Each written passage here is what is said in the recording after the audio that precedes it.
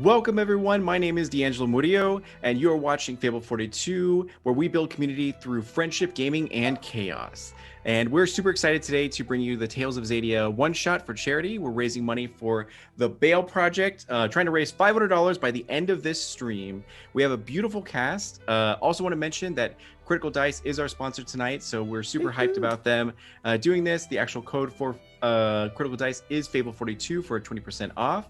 We also want to give a huge shout out to Cortex for supplying us some giveaways. So because we were originally going to do every $100, we're going to do a raffle. So already we hit one of our goals. So we'll go ahead and do a raffle. Please enter Cortex. Is it ! Cortex? Correct? Yes. Yeah. Perfect. Yep, ! Cortex in the chat to be entered in for a giveaway of a Cortex actual handbook. And once again, every $100 donated, we'll be able to give that away. And our grand prize tonight will be a copy of the actual Tales of Xadia RPG book, which will be super, super dope. I personally bought the Cortex handbook, and it's really awesome. I love it, and we're super stoked. So tonight, if you don't know what Tales of Xadia is, it's all about Dragon Prince, a show on Netflix that is super amazing and wonderful. And we actually have one of the special guests who's actually a part of the Dragon Prince. Well, we'll actually have him introduce himself and all of the wonderful things about him. Jesse, could you take it away? I'm Jesse Inocalla. I'm the voice of Soren on The Dragon Prince. I'm also the voice of Marcos, but he's in 3 episodes, so forget him. I'm super hyped to be here. I've been doing a little bit of tabletop streaming through various channels and various friends. I was on Creature Collectors this past year with Critical Bard's channel, and I'm super hyped to be here and raising money for a really good cause. Yes. That's awesome. Well, we're so glad to have you. And then going over to Utahime, which none of this would have happened without her amazing work. So please, could you take a moment to tell us how amazing you are? First of all, it wouldn't have happened without all of these amazing people you see right before you, and Fable 42. I am Utahime cosplayer and streamer. You can find me at Utahime Cosplay on Facebook, Instagram, and here on Twitch. And also Brianna DeCosta on Twitter, and you can find me here on Fable 42. Actually, tomorrow you'll catch me as Kazana Moonshadow on Wizards of Ukador, and then Saturday you'll see me as Ash, the Super Mutant Barbarian, on Vault 42. So definitely stay tuned. We have a lot of awesome, amazing shows on Fable 42 that you guys will love and enjoy. And I'm super, super, super excited. I'm a huge fan of the Dragon Prince, and I was so excited when I heard that the tabletop RPG was coming out. So to be a part of this experience it's a blessing. So thank you guys for being here and help us reach those goals to raise money for the Bail Project, an amazing cause. Please, we got a lot of fun stuff in the menu below, so definitely check it out. Let's do this. Yeah, as she said, if you look below on the panels, you'll see a donation guide. So you can actually, as you donate, you can, if you can hit a certain amount, you can decide how you want to distribute the actual gifts. You can give someone stress, heal stress. You can do all sorts of stuff. So that way it helps you help the players out and everything, because there will be some nefarious things that happen and some and all that. So, and then going over to Renee. Hello, my name is Renee Beauregard. I play here on Fabled 42. I will be debuting next week on Wednesday's Realms of Ugador as an unnamed character because no one knows who that is yet. I will also be featured on Wizards of Ugador not next Friday, but the Friday following. And I will be on the Forge of Fate, which will be starting eventually, I think, next Sunday. I'll be a regular cast member on that. You can find me at Dragon Rock RPG Design on Instagram or at Dragon Rock RPG on Facebook and Twitter, where we make 5e supplements for D&D. And you can find our newest edition of what we've done, the Icons of Horror. You can download that on DM's Guild, where you can turn your players into iconic horror movie villains like Freddy Krueger, Michael Myers, Candyman, Jigsaw, you name it, it's in there. And we're really happy about that. If you do download it, it is a pay what you want document, so you don't have to pay for it if you don't want to, but we do pay for it. It's worth it. Thank you very much. But we do appreciate any likes and reviews that we get so that we know what you guys like and what you guys want to see in the future. Yeah. And then to the ever wonderful Alicia. Hey everybody, I'm Alicia Marie or Alicia Marie Body on socials. I'm a costume concept creator, sort of makeup artist and fitness pro. I pretty much play RPGs these days, like my life depends on it. You can find me all over the place, but regularly right here on Fabled 42, most notably on Saturday nights as Tipper in the Vault 42 campaign, which is the Fallout adaptation for 5e. We have a lot of fun, so check it out. A few other characters sprinkled around, Fabled, of course.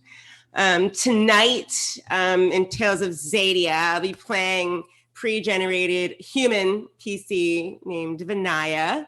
Vinaya does not wield a traditional weapon because her strength is all up here and in her books, which are called the Chronicles of Valerian. Vinaya pretty much served as a military strategist where she met her BFF, Dion. She's trained in commanding negotiations using intellect and influence. So I would say play this character if you like role-playing things sort of that are centered around fast thinking and using dialogue to talk yourself out of bad situations. It's your character. Also, Vinaya considers Winda a valuable new friend and asset. So sort of like a human Three Musketeers going on over here. Nice. We love to see it. And then to the amazing Rachel. Oh, hello. I'm Rachel Beauregard. This is my first stream of anything, anywhere. I work with Fabled 42 doing a lot of design for the merch team. You can find my personal design page on Instagram at Bad Duck Design, all one word. I make things that are gay and nerdy, so mostly for fun. The best things. I'm playing El Jal, who is a Moonshadow elf. I had a failed assassination attempt, and I'm kind of struggling with that internally, trying to wobbling my screen, trying to make sure that I'm accepted, or I want to be accepted, but I'm afraid that if people find out about my failure, they'll kind of see me for who I really am. But they're strong, they're fast, they're elf-like, but I think their personality and how they deal with this failure is really the interesting choices, the place for interesting choices for people if they wanted to play this character. Nice. That's amazing. And then going over to April. Hello, everyone. My name is April Hill. I'm playing Winda. She is a human hunter, and if I see a little redhead who's running around with two of her buddies, so I'm really excited to play her. Love Dragon Prince. Also on Fabled 42, social media manager. I am the overseer for Vault 42 on Saturdays. I play in Wizards. I play in Realms of Ukador. I dabble in Forge of Fate, which is a new system coming out also that we're really excited to show you, but really excited about Cortex systems right now and playing Tales of Xadia for you all. So, yeah. And then, Yay! And you can find me at stiletto_assassin on Instagram, Twitch, and stiletto DM on Twitter. Sorry, I forgot. No, you're good. You're totally fine. And then, so my name is D'Angelo Murillo. I am going to be your Dungeon Master, aka narrator for this evening. I come from a long background of playing a lot of tabletop role-playing games, from Kids on Bikes to Dungeons & Dragons and a bunch of other systems. I'm all about inclusivity and bringing that representation for everything. I'm super excited to do this. So before we go any further, we're going to go ahead and roll a super sweet trailer. The ever good-looking Chris, go ahead and take it away. I'll take that.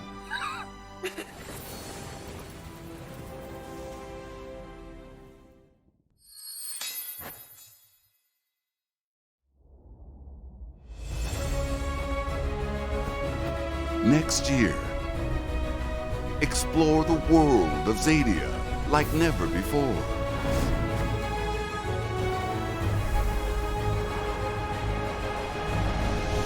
Continue the story or forge your own path with friends.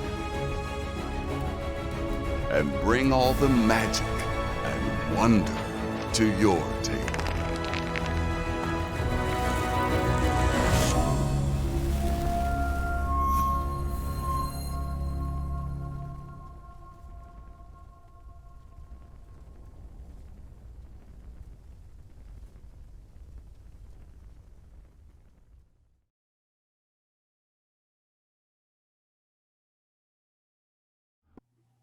All right, good to see you guys. So congratulations to Pawn Plays in chat for winning the actual raffle. Our first winner of tonight. Go ahead and go into the Fable 42 Discord and send us a message. That way we can send you your code and get that for you. So now we're going to go ahead and introduce everyone's character. So if you already introduced it before, go ahead and take a moment to introduce it again. That way we can all like have it like unified and everything. Throw it all out there. It's like, here you are. No, you're good. You're fine. We're here for it. We're good for it. So go over to Uzihime? Hi guys, I'm going to be playing Benetta, and she is a Sunfire Elf, a Knight of Luxaria. She's the sister of a certain handsome fellow that you guys all know and love, and he is playing Babukar. So I'm the sister of the mage, and she considers herself not only a knight, but the very dagger of Luxaria itself. She's very bold. She is definitely known as being a fierce warrior and soldier. And sometimes that means that she just goes right in without thinking a little bit. But, you know, that's what Babu is there for, to keep her in check. Nice. And then going over to Babukar?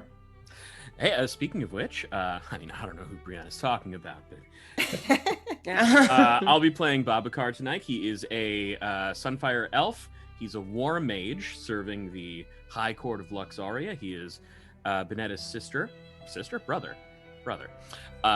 And he's quiet, broody, very, very lawful good. It's going to be a lot of fun for me to play with this. And yeah, he serves as the secret weapon behind the scenes. He's a master negotiator who takes quiet pride in his ability to crack the minds of foes. Nice. And then you guys actually have another companion, like a small, tiny, furry companion. Yes, we Is that do. correct? Yes. So correct. we have a special little one that will be with us. We have Sonora, our little female twin-tailed infernal tooth tiger cub. So jealous. I may or may not have hidden away before we left Luxaria. Babu doesn't really know about it, so Absolutely we're gonna not. keep that. But super cute. If you're wondering what it looks like, it's basically the infernal tooth tigers have this beautiful coat of grays and orange and teal colors, and little Sonora has little baby horns that are light blue, and it's learning to fly. Kind of can't fly for that long, but when she gets nice and big, she'll be able to carry us both eventually. That's okay. She has a big spirit, big heart, you know. Big I mean, heart, like, yes. Yeah. Just Should be like, as big as a banther? oh, she's gonna be pretty large, especially with what we feed her in Luxaria. Right? Yeah. And Chickens. then Diane? Yeah.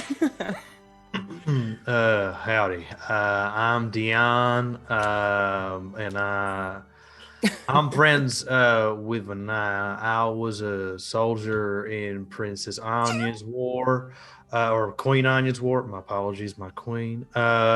We came together during the war, and I'm, people call me strong-headed and hard to get along with, things like Sometimes. that.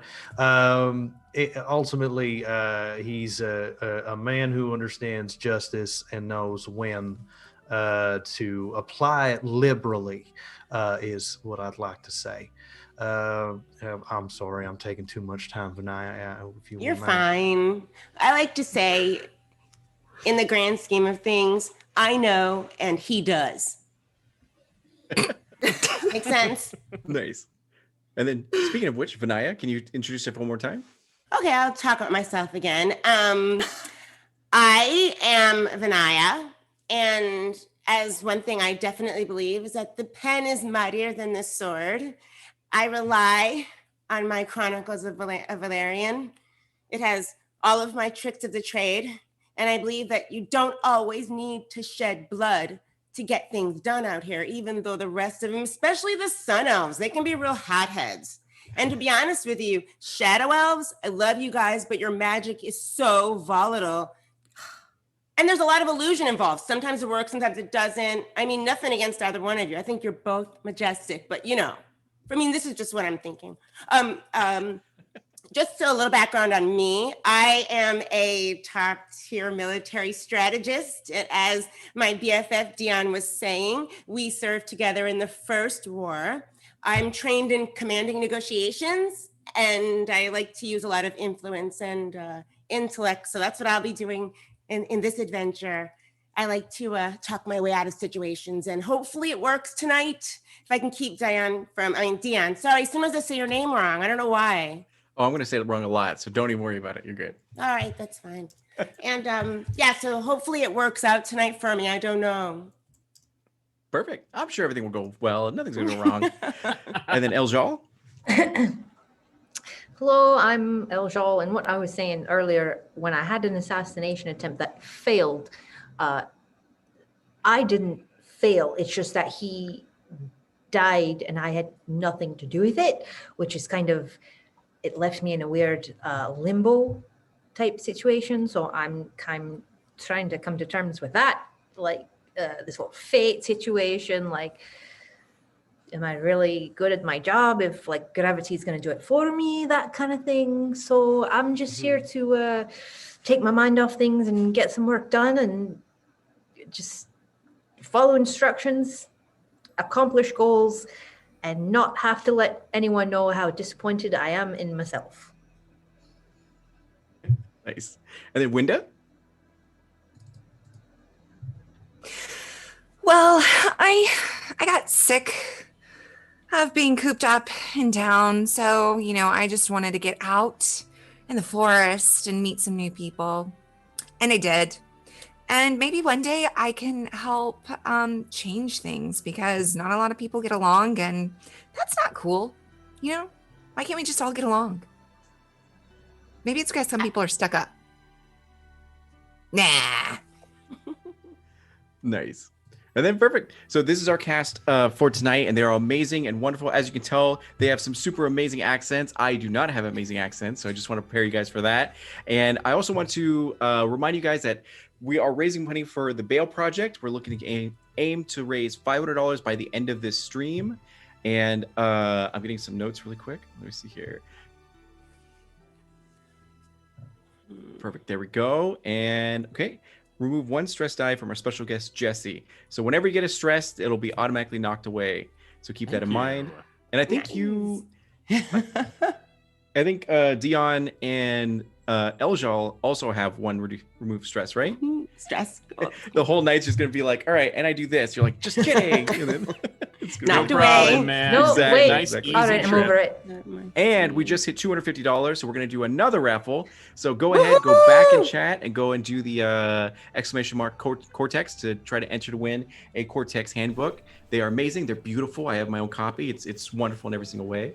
And so want to let you guys know, I want to take a moment to be real with you all. This is our first exposure to the cortex system, and also of the Tales of Xadia, like rule set and everything like that. So I want to give a huge shout out to Melee DM for taking care of us, and she reached out to like Utsuhime and I and everything. It was like, all right guys, what questions do you have? And we're like, and asked like a billion questions, but we have like a solid handle on it. We may get some things wrong, so we apologize in advance. So make sure to just keep that in mind. This is going to be a homebrew session, so we're not going to follow the playtest. So if you watched other streams, we're going to go like totally off the rails for this adventure, but it's okay, because when you get the actual like Tales of Xadia playtest yourself, you can actually enjoy that adventure with your friends and be able to check it out. So we're going to go ahead and get right into it.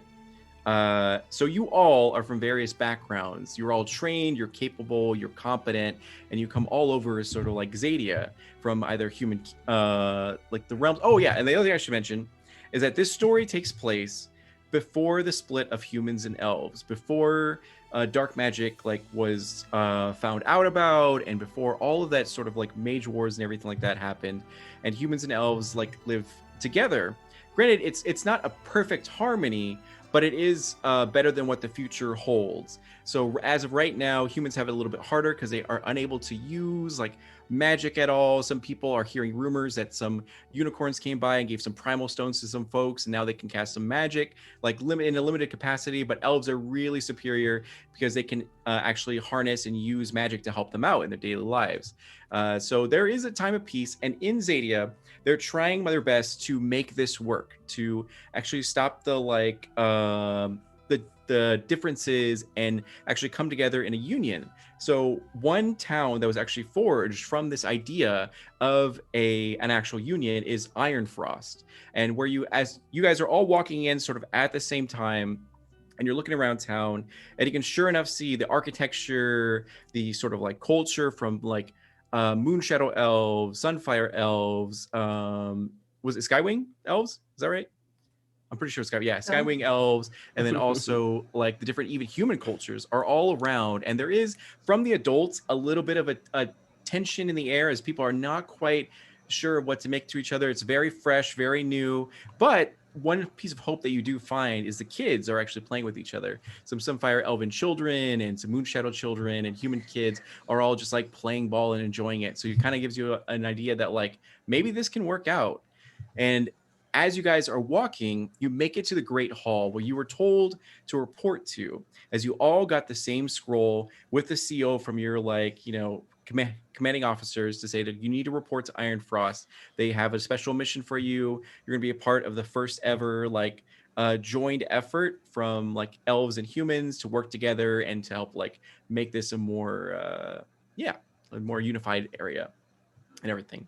So as you guys are walking up there, would you guys like to do anything, say anything, ask any questions at all?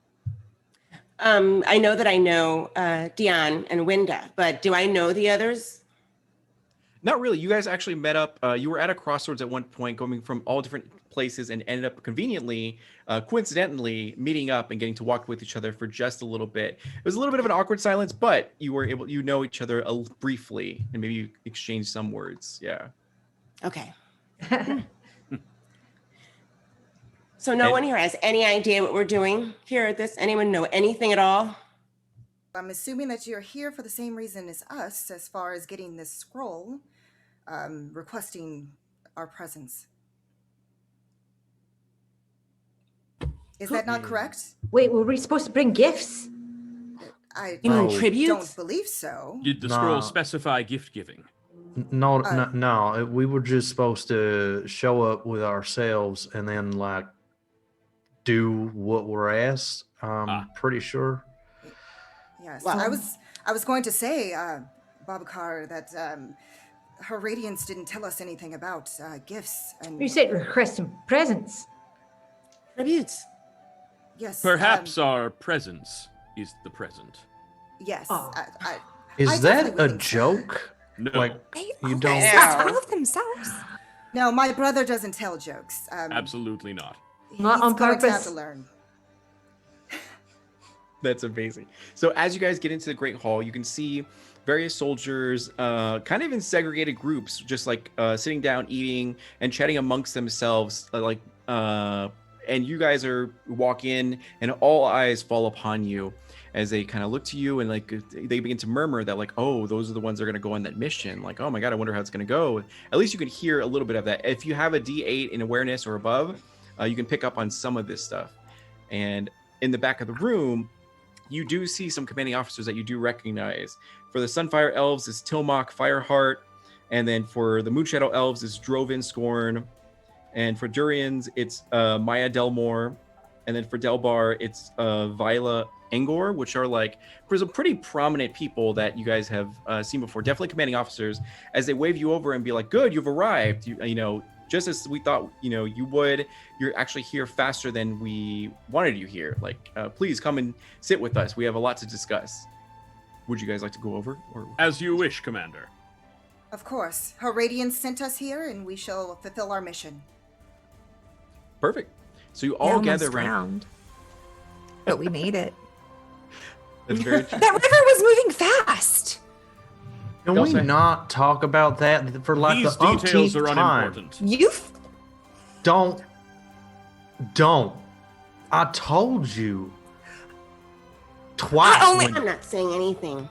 I only slipped and went in because you made the rocks wet from your splashing about. I'm gonna lean into Winda and be like, "Do you want Babacar to get hot? Cause I do not." I think that we should continue on with what we are supposed to do, which is find out the reason why we're here. We apologize Exactly. for the manner in which we have arrived. Please. So these 4 officers like nod and kind of go like, "Oh, so you've already met?" And they kind of ask like, how'd you guys meet?" Well, let's just say we sort of bumped into each other on the way here. That's about She like right. squeezes her skirt, her bottom of her dress out. She squeezes it out on the floor. That's the river I was talking about. Listen, I wanted to go the way with the snakes. Snakes. We're not. And for context, we actually had a session 0 where we practiced the rules, and they met up on the road. They had a chance to go through the snake trees, and they didn't for whatever reason, and they chose to go the route of the river where they had to jump over rocks, and a lot of them failed. So I'm excited for this session because it looks like it's gonna be my favorite, maybe, unless you guys donate money, which you should. And I don't know about y'all, but like they don't teach elves boulder parchment shears. That's not a thing that they get taught. So it's like I had to really explain to Babacar. And we got here early, which means we could have spent more time actually teaching him and getting him solid. We could have spent like another But I 20 thought those were minutes. fighting techniques. Yes, like it is punch, I jab, Back out. chop. Oh, Yeah. he's my favorite. I love him. Are we on time? We I always like to make should sure be. I'm on time. I don't- Early Madam- is the new on time. Excuse me. Hello. We are here by request of Her Radiance. My name is Benetta. I am a Knight of Luxaria, and this is my brother, Babacar. Yes, I am Babukar of the Royal Court of Luxaria. And while that introduction happens, Yeah. you'll see a rumbling in Benetta's bag that she has attached to her person, and you see a little twin-tailed Inferno 2 tiger cub peek out its little head with its little orange tuft and little blue horns, kind of looking and kind of, moving about. And I'm trying to stuff, you see Benetta trying to stuff her back in there. Is What? everything okay, Benetta? Yes, What everything's in fine, brother. Tarnation is that? What? Anyone with What? an awareness of like D8 or above would have seen the small little fluffy. And Oh, very well. I'm gonna raise my crossbow. No, raise your no, crossbow. no, in the no. snow. Excuse me, you would not harm her. It's a pet. Yeah. Hold on. Benetta, our apologies. Sidebar? Go for it. Go ahead. I can take care of it for you. No. No, Winda, and like Dion will like forcibly pull the crossbow down. It might Benetta. bite. Yes, brother. What's in your bag? Sonora, I didn't want to leave her by herself. She has to get familiar with the You brought- plans and You she brought has to our practice cat flying. on the mission. Listen, she's going to be an asset for us. She has to learn one way or Or a another, and be prepared for all types of circumstances. And she's still learning to fly, as I said before. So, I mean, I just couldn't. She looked at me with those eyes, and I'm sorry. I just. Very well, but I am Stay not in cleaning here. up after her. Fine. On But the- you have to help get her food. Okay, stay in there, Sonora. Sorry. Speaking Oh, of so which, she is Most food. unprecedented. Speaking of which, on the table, the officers do have plates of actual like food that's like half eaten, and that's what Sonara is like getting riled up about. That she's just poking her head out and sniffing super hard and kind of like licking the air because she can smell like the salted pork and all these different things that are coming Is out. this spread free? Salted pork? And that they do bring over. So one of the officers was like, "Yes, could we actually get a round of drinks and food for, they're probably like tired and weary. They obviously went through an ordeal because they're wet coming in here." And I see that Dion actually has like is that a fresh wound? And looking, I don't want to talk about it, but like we can. There were some vagrants, varmints on the trail who Children. We He's eat. right. They were jerks, and they tried to rob us. Though, like we kind of sussed that out and told them that to get on, and eventually they did. So it's not a big problem. Like I'm fine. So they go You know like, what's good "Wow." for Fine. scrapes? He's fine. Pork. He's fine. And at Can this we get- time, they actually do. They bring you out plates of food, and they also bring a bowl of like cream for Sonara Ooh. to like have as she like gets to lick and everything. By the way, pause really quick. Yeah. One, the Mighty Centimer actually won the giveaway, so congrats, greatest mod ever. Super. Yay! We're at congrats. $400 for our Congrats. actual Congrats, Sam. like raising money. So we're not even out of the tavern, and we have $400 out of 500 raised. Nice. Amazing. And So much love. yes, so there was heal stress for every player. So dang, I gotta like be harder on you guys. That way you guys can start racking those up. Thank you. And then yeah, so we're going to start another giveaway. So go ahead and do ! Cortex in there to be able to do that. Thank you again so much for donating. We really appreciate it. And all right, unpause. So Game on. Fireheart looks to you guys and goes like, feel free to eat up because we have a request for you that's a bit unique, but not super unique.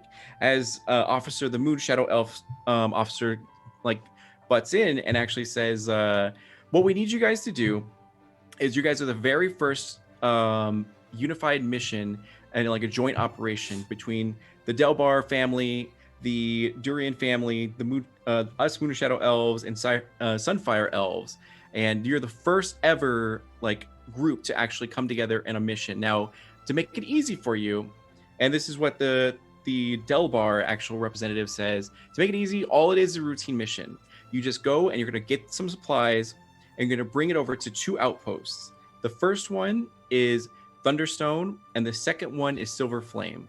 There's not much going on around them. There's no reports of anything real much, but we do want to warn you that it is in the wilderness. The further out you go, especially Silver Flame is out there sort of in unpaved roads, and there might be wild animals and everything. It should be Shoot him.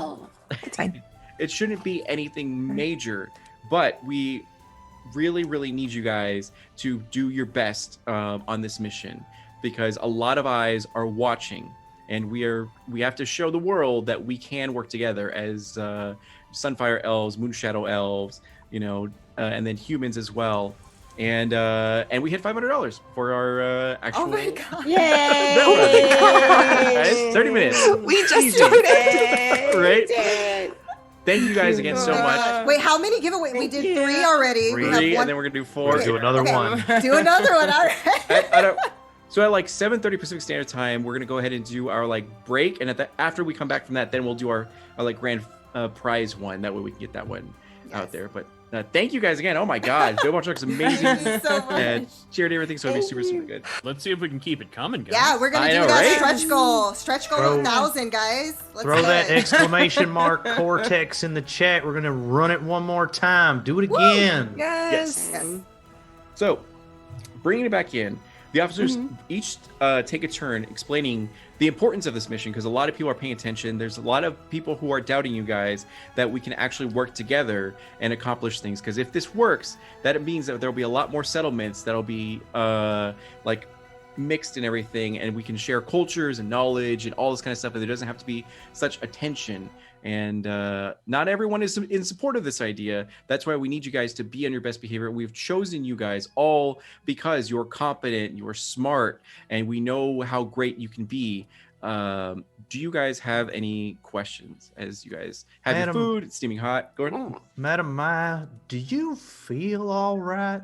That is the first time in probably about a decade that you have said anything nice to me in any way whatsoever. So I just want to make sure you're not getting like sun sickness or nothing. She kind of looks to you and goes like, "Desperate times call for desperate measures." As she like looks to her stuff and goes like, "But if you do this for me, we're on cool terms." And Sounds about right. All right, square. okay. And he just Can I goes ask back you to a eating question? pork. Why do they doubt us? I mean, I think our records stand before us. We've done a lot here, all of us, from what I can gander about the Yeah. others as well. So why do people doubt us? Super successful. Very don't- good. they don't doubt that you as individuals can accomplish things, but coming together with elves, not even just like elves, but Sunfire elves working with Moonshadow elves, and then working with the Delbars and working with the Durians, all coming together to see if we can make, something happen. A lot of people feel like our cultures are just like too counter, like intuitive, and they bash against each other, but we want to show the world that we can do this. We can be one people. And they kind of all say this, and then they go, on completion of your mission, you'll be given twice as many funds as you normally get from your normal payout, and we will give you land and rewards as well for this, because we need this to go flawlessly. Other missions will happen if this is a success. If it's not a success, all talks of sort of peace and a union will die out, and who knows how long it'll be before we'll be able to try this again. And so he goes, for the night, you can stay here. Now, it's probably going to take you like a week to get all the way to Thunderstone and Silverflame, and then you're probably another week like traveling back. But you have a couple options. One, you can rest here tonight and start in the morning. Or there was a merchant that just passed by, and you could try to catch up with him because he does have a fairly large wagon, and that could make your journey easier. So if you'd like to, you can go after him, or you can choose to stay here and then sleep for the night, rest, and make sure you're good to go. It's about, and for you guys, it's about like 1 p.m. or so. Yeah. I think, just to start speaking up right away, I think we should start out now, especially since the moon going up. Won't it mean he's a little stronger? Points over to Ajal. Moon, you strong, light. Oh, I'm sorry. I was just confused because That's okay. you call me by my right. They. Oh, you're they? Yes. My bad. Thank I you. I'm more of a apologize. concept than a gender. I'm not a man or a woman. I'm a nightmare. Beautiful. To be Yeah. fair, the humans are still learning quite a few things about our cultures. So. They are a Definitely. younger race. Definitely. But true, at night I can, a bit more sneaky. But like, this is just like a road trip, isn't it? Like, do we need? The officers kind of look to each other and go like, that's correct. If everything goes well, you should just be able to drop off the supplies and then come back, where there will be journalists here to record your interactions with one another, and you can explain to them how like easy it was to work with each other. And they're kind of sort of like guiding your guys' answers and wanting you guys to say that it's going to like all sort of go well. But they go like, all you got to do, drop off supplies and come back. That's it. You don't have to get into any major fights or anything like that. And what was the representative for Luxaria? It is Telmach Fireheart. So Telmach? Mhm. Okay, so Benetta will go up to Telmach and say, do you trust these people? Is this a mission that Her Radiance would have us go on? And she he turns to you and says, it is. If we can make this happen, we can change a lot of like minds in our actual like society. I personally believe that it's gone on too long if it's this sort of separation between humans and elves, and we should start sharing some of our culture like with them. There's no reason for us, we have nothing to gain from actually like being two separates. And it is coming from high command, so it is an official order. Yeah. Well, my heart and my blade are for Luxaria. So cool. Aljal's going to be like kind of avoiding the Moon Shadow Elf representative, because I don't know who recommended me for this, but they clearly haven't looked at my CV recently. So I'm just going to be like eating and like trying to not get like, I'm just going to listen, but I don't want to talk to him. That works. Perfect. And would anyone else like to do anything, or would you like to move forward with your decision as to whether you should leave immediately to go find the merchant, or you should stay the night? Then I would like to walk over to Deanne and say, so you want to go tonight? Let's get this going. No, I'd rather get on the road than anything else. I mean, I'm not staying in this place.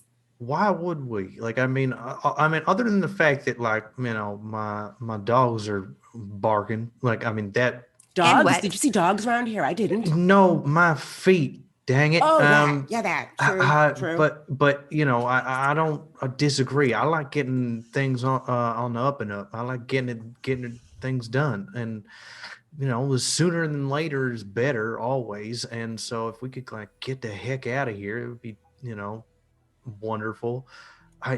You know, and I don't want to do anything that I'm being told to do anymore. I just want to go out and see the world. I'm sick and tired of doing what other people tell me to do. I know, but that's what we're doing. That's why we left working for the kingdom, so we can adventure and, like you said, find our ancestors and be out here and doing things with bugs and weird smelling food. Hopefully once we get finished with this, we can get off on to Catalyst and finally see what all the hubbub is about. Because all I've been hearing is that Catalyst is beautiful and that, you know, it's everywhere that you want to be. And then I have to walk 1,000-mile march just so that. Anyway, I would like to get going, please. Thank you. I agree with Dion. Let's get this show on the road. And Vinaya sort of looks at the elves and is like, Yes, I'm human. stuffing food in my pockets. That's literally what I was doing. I'm putting all the. take the They truck want you to to take the rolls. Yeah, jelly tarts. Babacar, what say you on traveling? I believe we should make haste. Yes, the expedient option would be to move forward with haste.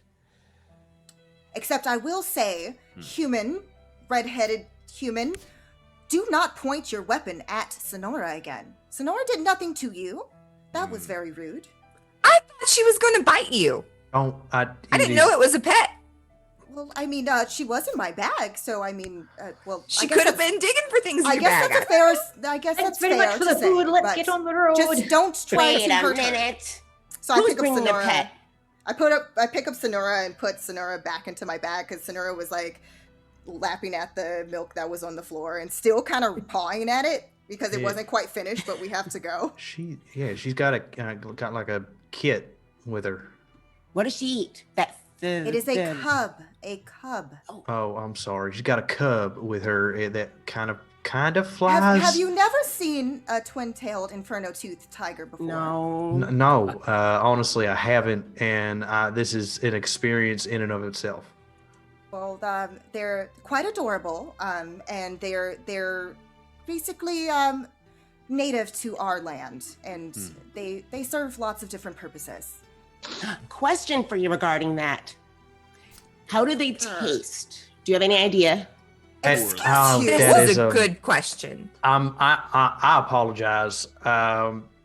Vanessa sometimes just says things because she's very inquisitive. She likes to know things. She's not trying to do any harm. She's just curious, and sometimes I mean, I've heard that you humans have unique tastes, but my goodness. Yes. You see that this blending of the cultures is already off to a really great start. If I may, it is not in our best interest to squabble amongst ourselves. Right. You're correct, brother. No, you're absolutely right. Very true. Tall we must one. move forward if we are to catch up with the merchant and his cargo cart. Yeah. Perfect. So we're going to hit the fast forward button on this to just make sure we make time.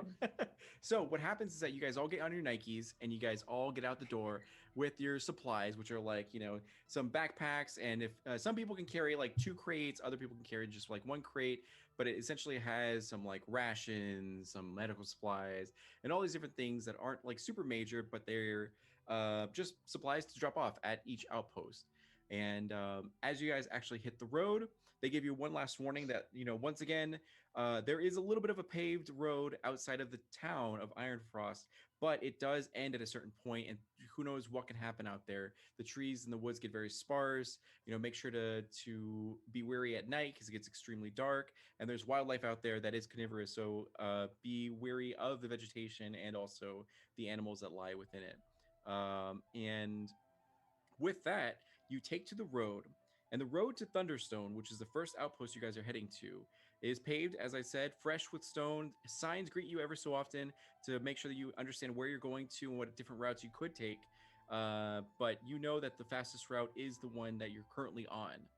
And along the way, you do start seeing a series of tracks that seem to be caused by the merchant that they had mentioned. Two distinct like cart or wagon sort of tracks with some hooves markings.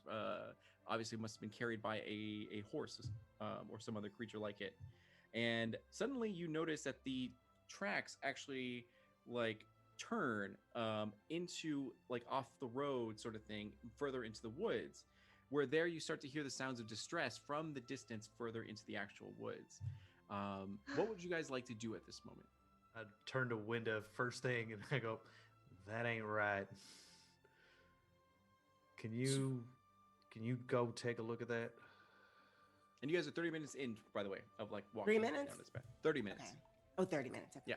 Yeah, I will attempt to sneak up, like skirting. Are there woods or any kind of cover or anything? It's pretty dense woods. Yeah, there's various bushes and trees that have thick trunks and everything. Yeah. I'll attempt to skirt like inside and stealthily try to go and look and see what's going on up before we all head into some kind of mischief. Sure. So you go alone first? Yeah. Okay. So you make your way over there. What is your actual agility?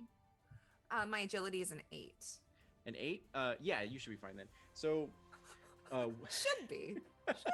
So what happens is that you like make your way through there, Metal Gear Solid style, going through all the bushes and everything like that, and then peek your head over like beyond an actual like tree trunk to see a series of geese actually attacking a what seems to be a merchant and his wagon and a couple horses. Now the horses don't mind at all. They're just like, you know, eating some like tufts of grass that are on the ground and everything, not paying any mind to the merchant, who has a very small dagger, just like swinging it wildly, hitting nothing, while the geese seem to be actually like robbing this man, taking his coin purse and then going into his cart and taking various supplies. And he's like, please, no, stop it. Where did you guys come from? And he's like, help someone.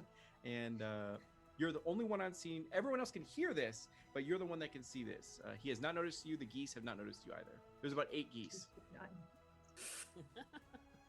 We've got geese! And I'm gonna run out and I'm gonna start shooting at them and like just And shooting at Benetta's them gonna wildly. say, wait, before you try to hurt any more animals, I'm gonna actually try to attempt, because I have animal handling as one of my my specialties, animal training. I don't know if I could possibly use some of to try to save the poor geese, but then try to maybe calm them down so they can stop bothering this poor guy. God damn it, Winda! It's not hunt everything season, and you know. They're attacking him. Okay, fine. Let's find out why before They are geese. They're stealing from him.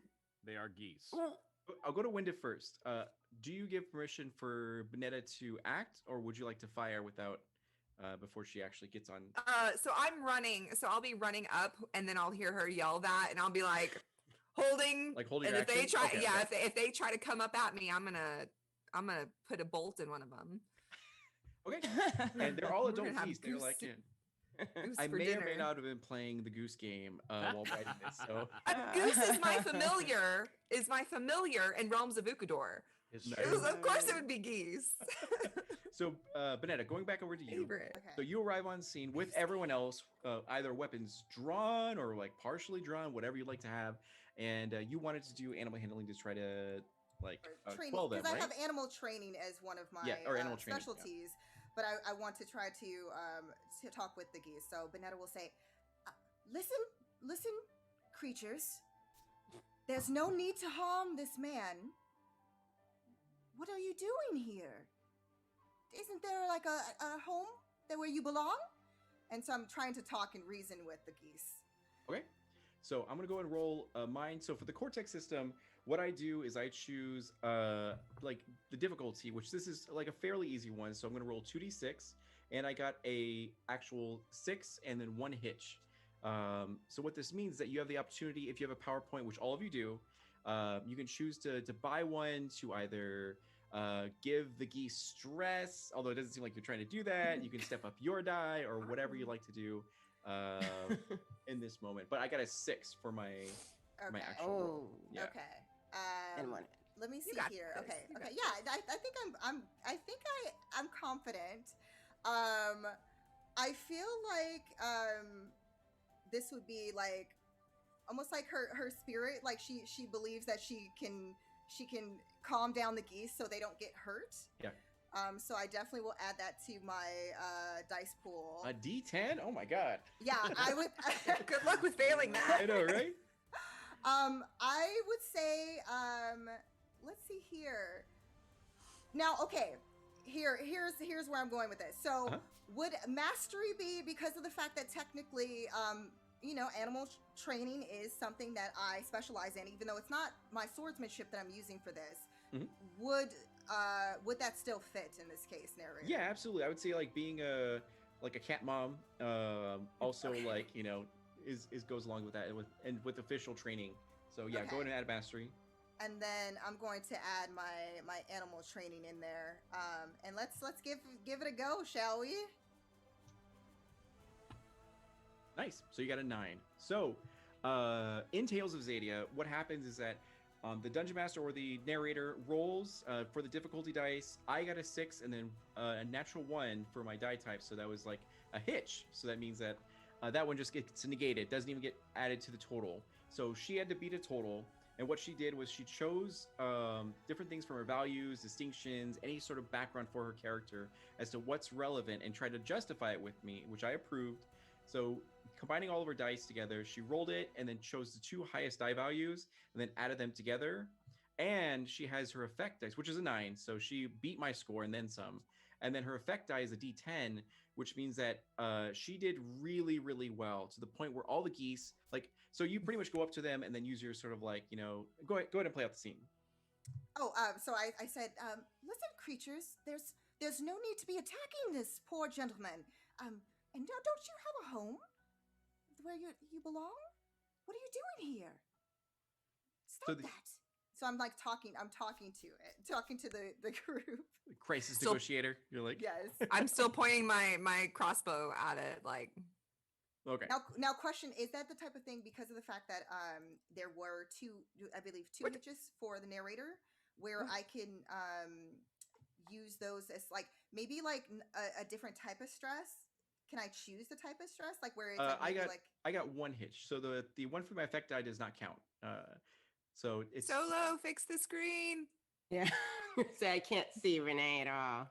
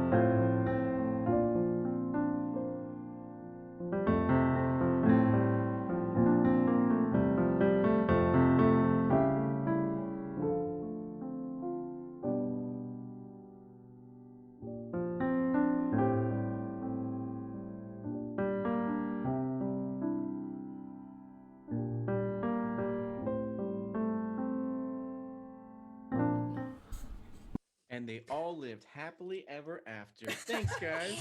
That was a really It great was so much Great game. fun. Thank you Thanks so for. much. We brought the geese back to Luxaria. Yeah, It was there you go. fantastic. You guys missed it. No, all. it's wild how you defeated a dragon along the way. It's like, yeah. I died. Nuts, guys.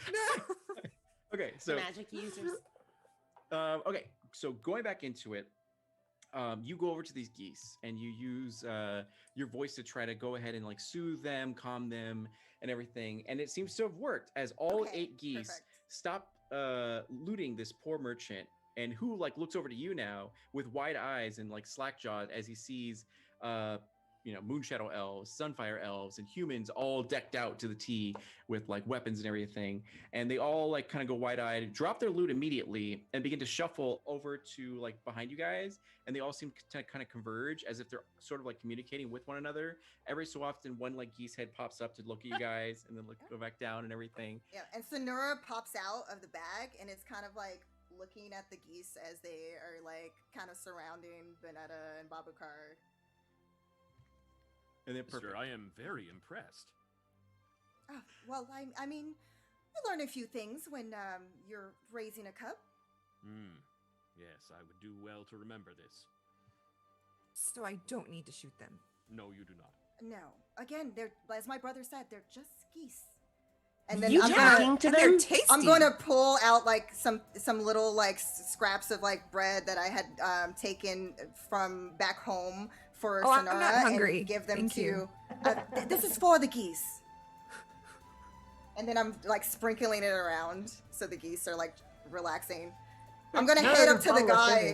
I'm gonna head up to the guy at the. I guess, is he on the ground or is he like kind of just? He was on the ground. Now he picked up his coin purse and whatever other belongings they like took from him, like a ring and like a bracelet and everything, and he kind of like gets all of his stuff and goes over to you guys. His pompadour is completely messed up, so he takes a moment to like try to like do it, and then he goes like, Oh no. thank you so much for saving me. These geese are crazy. I don't know, they came out of nowhere. And you see the geese kind of like break formation a little bit to like nip at the bread and like kind of eat it a little bit. And then finally they all like go into a formation, into a line, and begin to honk in unison. Now they seem to have a purpose for doing this, but you're unsure of what it is. What would you guys like to do in this moment? Vanaya actually wants to go right over to the merchant guy while this is happening. And she's just like, we were supposed to bump into you. Do you know who we are? And he looks to you guys and goes like, I have no idea. I'm just doing a job. And then he looks over to the horse and wagon. And he goes like, I wonder if we can escape right now without them noticing. Their honking's freaking me out. You cannot escape without us noticing. No, he means the geese, Babs. Ah, very well. What are they doing, What did you call Banana? me? Wait. Nothing. So moving on, the cart.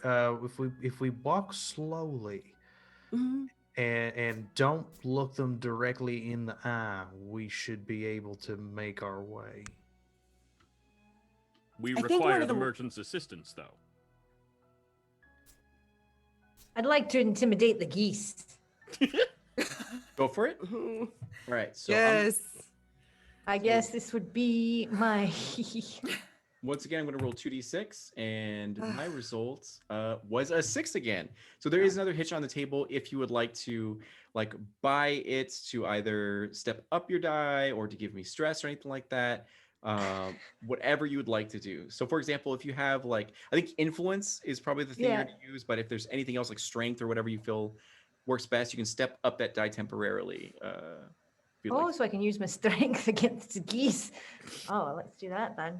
That's a better. Remove that. Strength. And then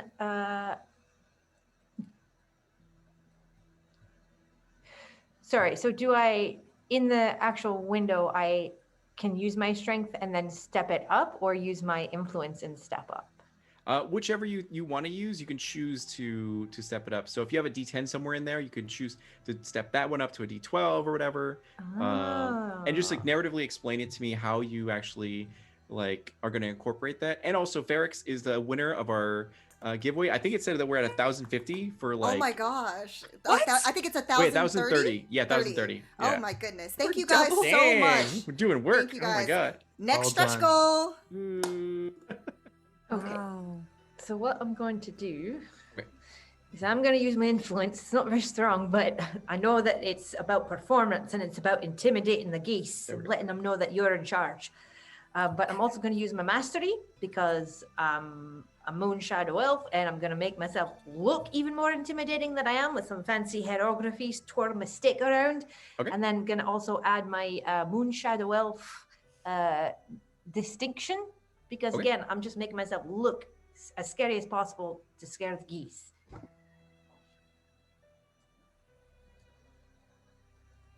A 6, a D12. Okay.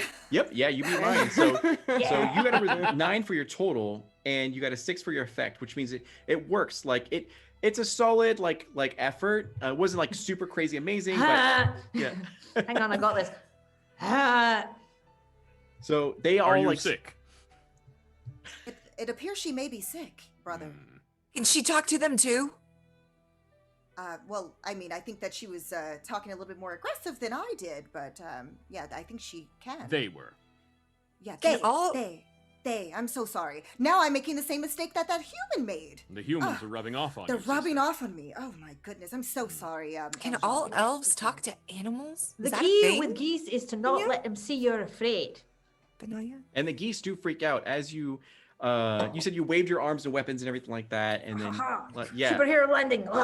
So they all kind of like step back a little bit and kind of look to each other and be like, oh my god. And just like one moment really quick as I just gotta get like this on really fast as That's something nice. when, Oh my gosh. all right, so what happens at this moment Naruto's is ready. suddenly blocking the sun for just a moment, you hear the sound of distinct flapping, and the ground actually rumbles as something lands behind you. The ground literally just trembles a little bit as something has landed. Would you guys like to look behind you, or would you guys like to Oh yeah. I would Oh, like yeah. to look behind Turning you. around. Yeah. So there, standing behind you, is an 8-foot tall goose, that seems to be muscular somehow, some way. That has only Oh, one nice. eye, and over that eye is a distinct scar with a leaf that's kind of covering it. I may have been also watching anime while I wrote this. The feathers above his eyes seem to be ruffled in a way that makes it look like he's mad dogging you and daring you to challenge him as he kind of like scrapes at the ground and honks in a very muscular, manly sort of honk. And A muscular honk. yes, Muscular He's like- manly. he's like, huh? Very Honk, throat. honk. It's very You're gonna have to do it throaty. now. Great, people are so weird. So, Oh. and you can see that he kind of like ruffles his feathers, and it's like his wingspan is huge as he kind of like looks to you guys, and it strikes a little bit of tiny fear, like you pee a little, and yes. So the merchant looks over and goes like, oh, "It's Goose-sama, the legendary geese." Now, Babukar, you actually sense something odd about this creature. You know that this is not natural in any way, shape, or form. Something magical has influenced the size of this creature, and the rest of you, unless you have sort of like elven like magic training, you would also pick this up. If not, then only Babukar notices this. This is not normal. I agree. You're telling me. No, beyond your understanding of it. This is abnormal. Like, yeah. Can I shoot this one? It's huge. I We could eat suspect this you may for shoot this days. Are you sure, brother? Are you sure? We can't negotiate with this creature that seems to be influenced by magic? It is influenced by a sort of magic of which I am kind? unfamiliar. Is anyone familiar with what is influencing that thing? Is there a way for you to find out, brother? Maybe. Don't you magic people as- know these things? As Wait. Babukar kind of like looks at his Kill grimoire people. or tome and like flips through it, be like, goose, or whatever, just like trying to like figure it out. He looks over to Dion and then like waves his like actual like wings and then begins to charge at you while honking. And Very well. all right, Different spell then. If it's a battle you want, No! Goose, that's what you shall have. all right. I'm gonna step this up to a D8 because y'all need some stress. All right, so rolling my actual dice, I got that looks like a 4 and a 7. Oh no, a 2 and a 7. And we Okay, have a hitch yeah. too. Yeah, so I actually got a 6 again. Let me see if that. Dang, guys. Wow. Yeah, got a 6. See, I All tried right. to speak with them. Oh, it's even lower. Okay, we'll go with this one. I have a Just shot him. 5 to mine. So he goes over and tries to do an Y'all. intimidating sort of like charge at you, but and could you go ahead and Who told you to come here and act like this? This is rude. And Dion is literally going to take his spear and like as the goose is like flapping at him towards him, Dion's just literally going to stand there with his chest out, take his spear, turn it upside down, stab it into the ground, and just have this like chest off with the goose. Like it's just I am not to be messed with here. And so I'm going to use my devotion because I'm devoted to protecting these people. And I never back down. So that's what this is about. And I'm also adding my spear because, well, I did the thing. So you beat a 5. Let's see. Here we go. I got a 10.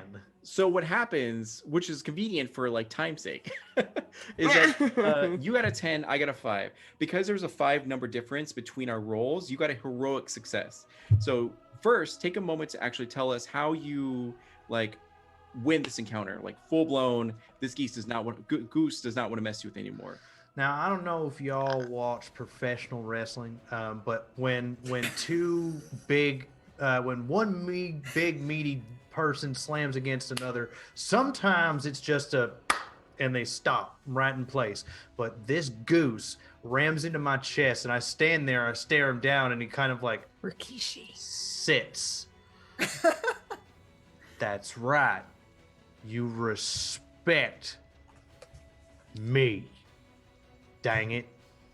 So with that, as you do that and show your like bravado and maybe like honk back at the goose, and he kind of gives you a huge bow and like kind of eyes you a little bit and then gives you a huge bow out of respect as all the geese like honk in celebration and part ways. That way you can actually leave this area. And the merchant goes like, we got to get out of here, guys. Like who knows what else is in here. If this is the geese, then like what else is in this forest? And he kind of clambers into his cart and Dion will pull his spear out of the ground. He'll walk over to Vinaya. Now, I just wanted to point out that I have been listening to you, that not everything needs to be resolved in violence. You know, that I just, I wanted to show you that I'd grown a little bit. You did good. And Vinaya reaches out and she like touches Deanna on the nose. You did good. You promised not to do that after you promised. And he just kind of like turns away. He goes beet red under the cheeks and just kind of like starts following the cart ahead of everyone else so that they can't see him. So actually, humans, is that a common way of thanks? What is this called? Vinaya turns around and she sees Babacar behind her and she's like, oh, I didn't see you. Could you not sneak up on me? You're kind of big, It is not my fault. I am very silent. It's true. He is very good at that. She reaches out and sort of like touches Babacar's bicep.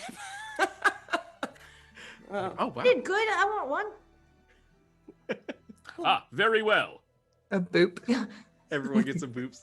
Oh. So, Dion, one other thing. As you guys are kind of like getting ready to like leave or discussing, this whatever everything happened, the giant goose goes over to you and plucks one of its actual feathers and then hands it over to, or not, beaks it over to you.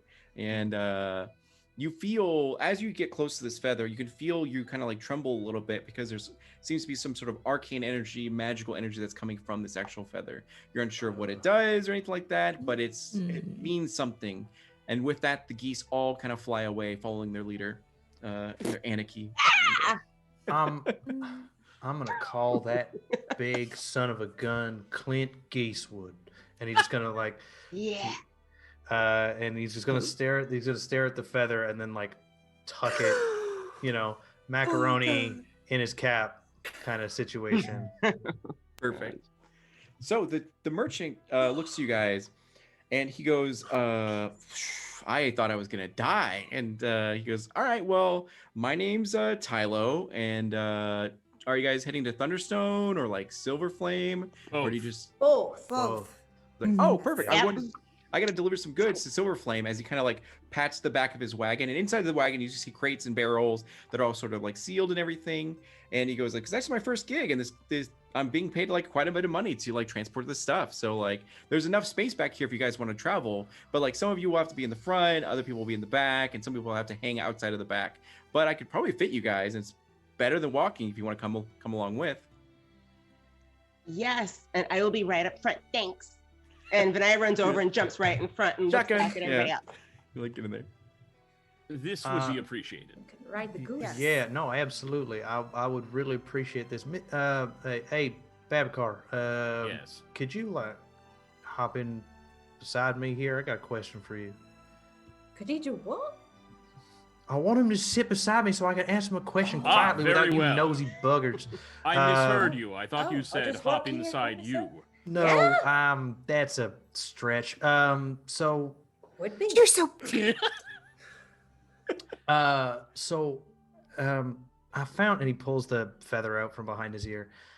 I know that you know like magical things and like Yes. have an awareness of them. So like, I had this like weird juju feeling about him. This feather that I was given. Could you like see if you can feel something? Yes, I was going to ask if I could examine it, and I appreciate you bringing this to me. So because you have a piece of that goose, you're able to closer identify it, or like more closely identify it, or check it out. So what I'm going to roll is 2d6 for this one, to because it's there. Oh, an 8, nice. All right, good job, D'Angelo. So, and then what you're going to do is you're going to pull your dice pool together. So whatever you feel is relevant. Yeah. Cool. So this is magical studies. Babs is good at that. He loves it. It's his thing. So we're gonna roll an intellect. Okay. I would say this is. I would say this is probably a truth for values. I want to say. Sure. Yeah. Why not? Because Yeah. he's trying to divine the truth, figure it out, see what's going on. Oh boy. Do I want to throw in a distinction? Would hot-headed fire mage do? Because he's a mage. He's thinking of a magical thing. Sure, that's fine. Yeah, why not? Let's go Yeah. nuts. You're like, a magic I've never encountered before. What is this? And you Yeah, kinda we like this. And I'm rolling 3 dice. Should I roll another? Yeah, let's do it. Go Let's for it. crazy. Add as much as you want to. Yeah. I'm gonna add a sun magic because it might require a little bit of magicking to figure it out. Oh, and I do have I can't use sense truth of the heart on a feather. I assume. Cool. So that's gonna be my roll. Okay, perfect. What do we got? Oh, come on. That's hilarious. Perfect. That's great. I love that Awesome. for me. I'm super excited Oh my about gosh. this. So you got 3 hitches. That's Oh, beautiful. no. Oh my How gosh! does it even happen? What? I cannot roll on this app. I love it. Babu? Uh-oh. So The feather explodes. I die. yeah, right. Yeah. It tickles your nose. You got a feather cut. You got a feather cut. Ow, ow, ow, ow, ow. Exactly. So what we're gonna do here is, because you got 3 hitches, I'm able Yeah. to like distribute this however I'd like to now. Please. So what I'm gonna do is I'm gonna go ahead and give you like a D6 of stress, or Okay. it's D6 of stress, but it immediately gets wiped away because Aha. you guys got all like, we have a lot of donations, which is awesome for like Bail Project.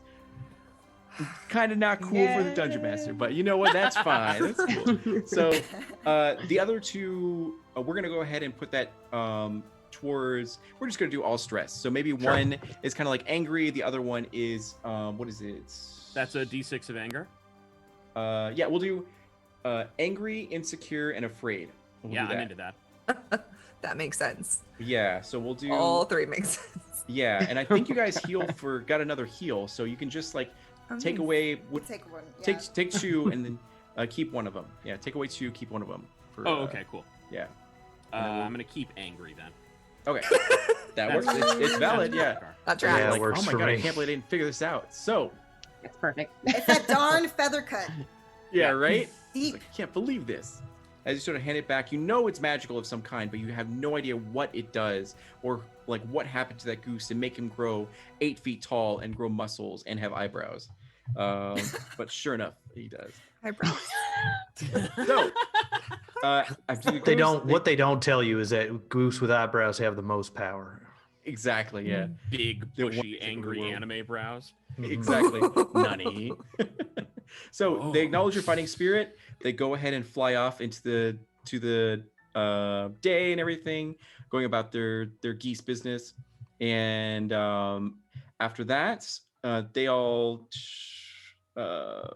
fly away. The elven merchant allows you guys all into his cart, and then he combs his pompadour as you guys hit the road. His horses lead the way. I also did drawings of everything, by the way. Oh, you can't see it. No, can't see no. it. Green Don't- screen. Mm, don't- Recognize that dragon? Right? Dragon's I did like 3-year-old drawings, so or That's perfect. third grader drawings, yeah. Benetta's gonna go up to Wenda in it's like a cart, right? Yes, I'm it's hanging like a out the wagon. back. Yeah. My feet are dangling off the back. Human. I mean, Wenda, was it? Yeah. Yes. Human works too. It's fine. It's what I am. Elf. Sunfire elf. Yes. Anyway, I noticed that you don't look like you're from Durin. What area are you from? It doesn't matter. I left it. You know, I'm exploring. So how did you come to meet Vinaya and Dion? I saved Dion. Oh, really? Hmm. I mean, he showed a lot of bravery back there. It was quite impressive. I taught him that. Can Dion and I hear this? Absolutely, yeah. What the heck? You're gonna like nudge to him. Is this true? On a scale of 1 to 10, I don't want to talk about it. Well, I would love to hear all about it. I too am curious.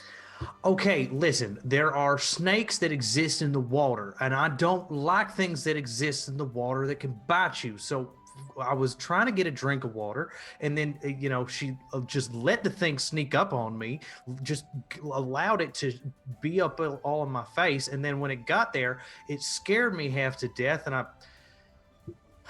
I sold my britches, and that's not how I want to live my life. So she showed me how to avoid things in the water. Again, Wenda, I don't want to talk about the water. Dang it. Are humans scared of water? Is that a thing, brother? Just This that one. appears to be. It's Just just that this one. one. Oh, okay. Very well. I shall note this for her radiance. Vinaya has no problem with the water. Yes. Yeah, but I hears this behind her. She yells back, I have no problem with the water. Thank you. She has no problem with the water. This is important information. And Eljaw, was it? Mm-hmm. So what brings you this far? You must be a mighty warrior of your people to be summoned here. Yeah, I am. I am thorough. I am attentive. I am energetic.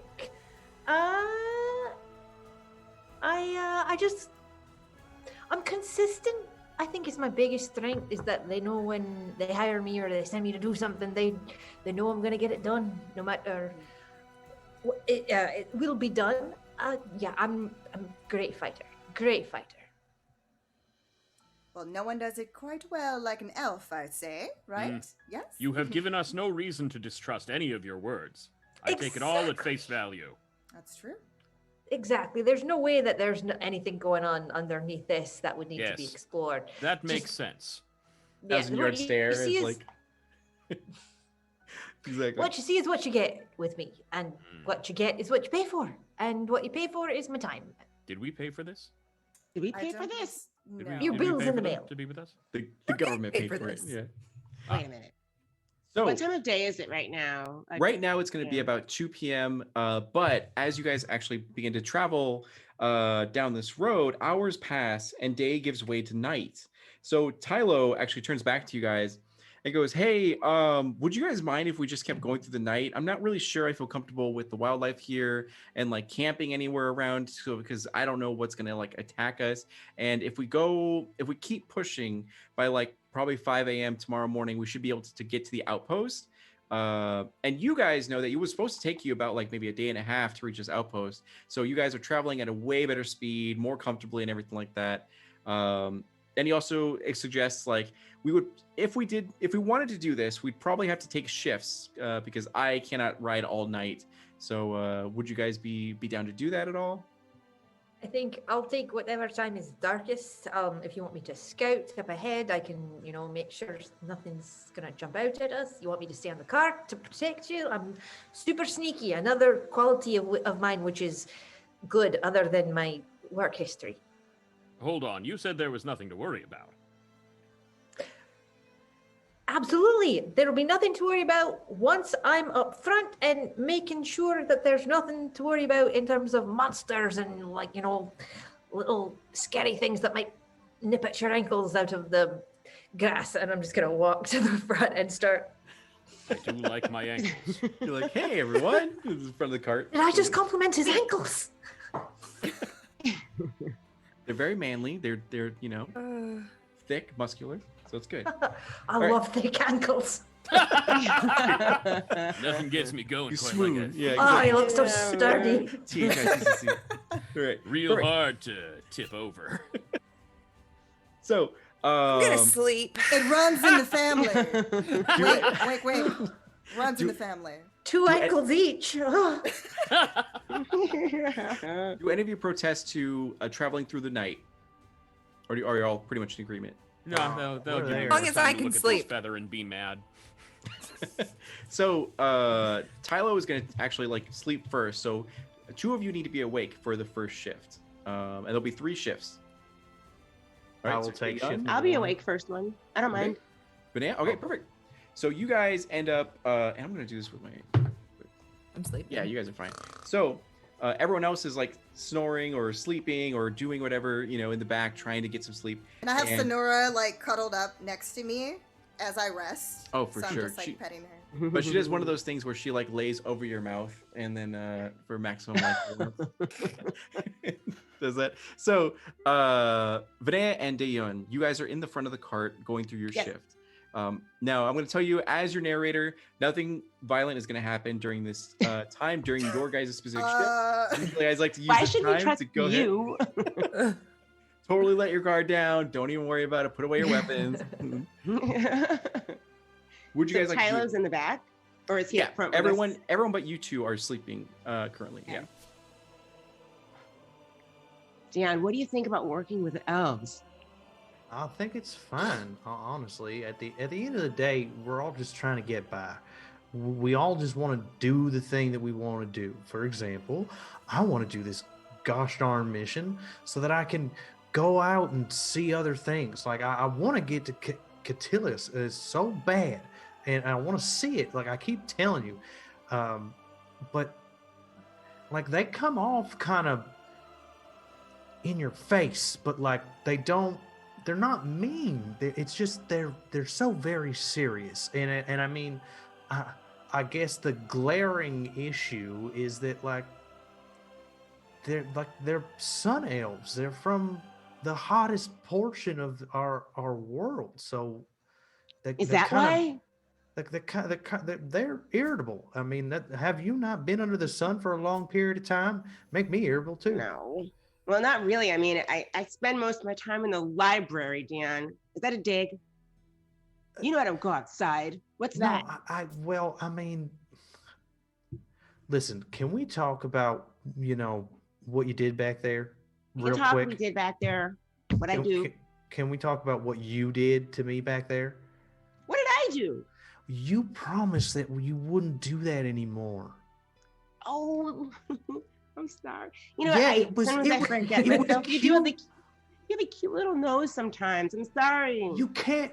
Okay, listen. If this isn't a thing anymore, you can't do that. Okay. Oh, why? Oh, you don't want me to do anything because you're looking at somebody here, aren't you? Scandal, Dion. Can I be laying in the car with my eyes open? Just. We're supposed to be on a mission, and you're freaking trying to hook up in here. I am not trying to hook up with nobody, and I can't hook up with nobody when she's saving my life. Who's Who saved your life?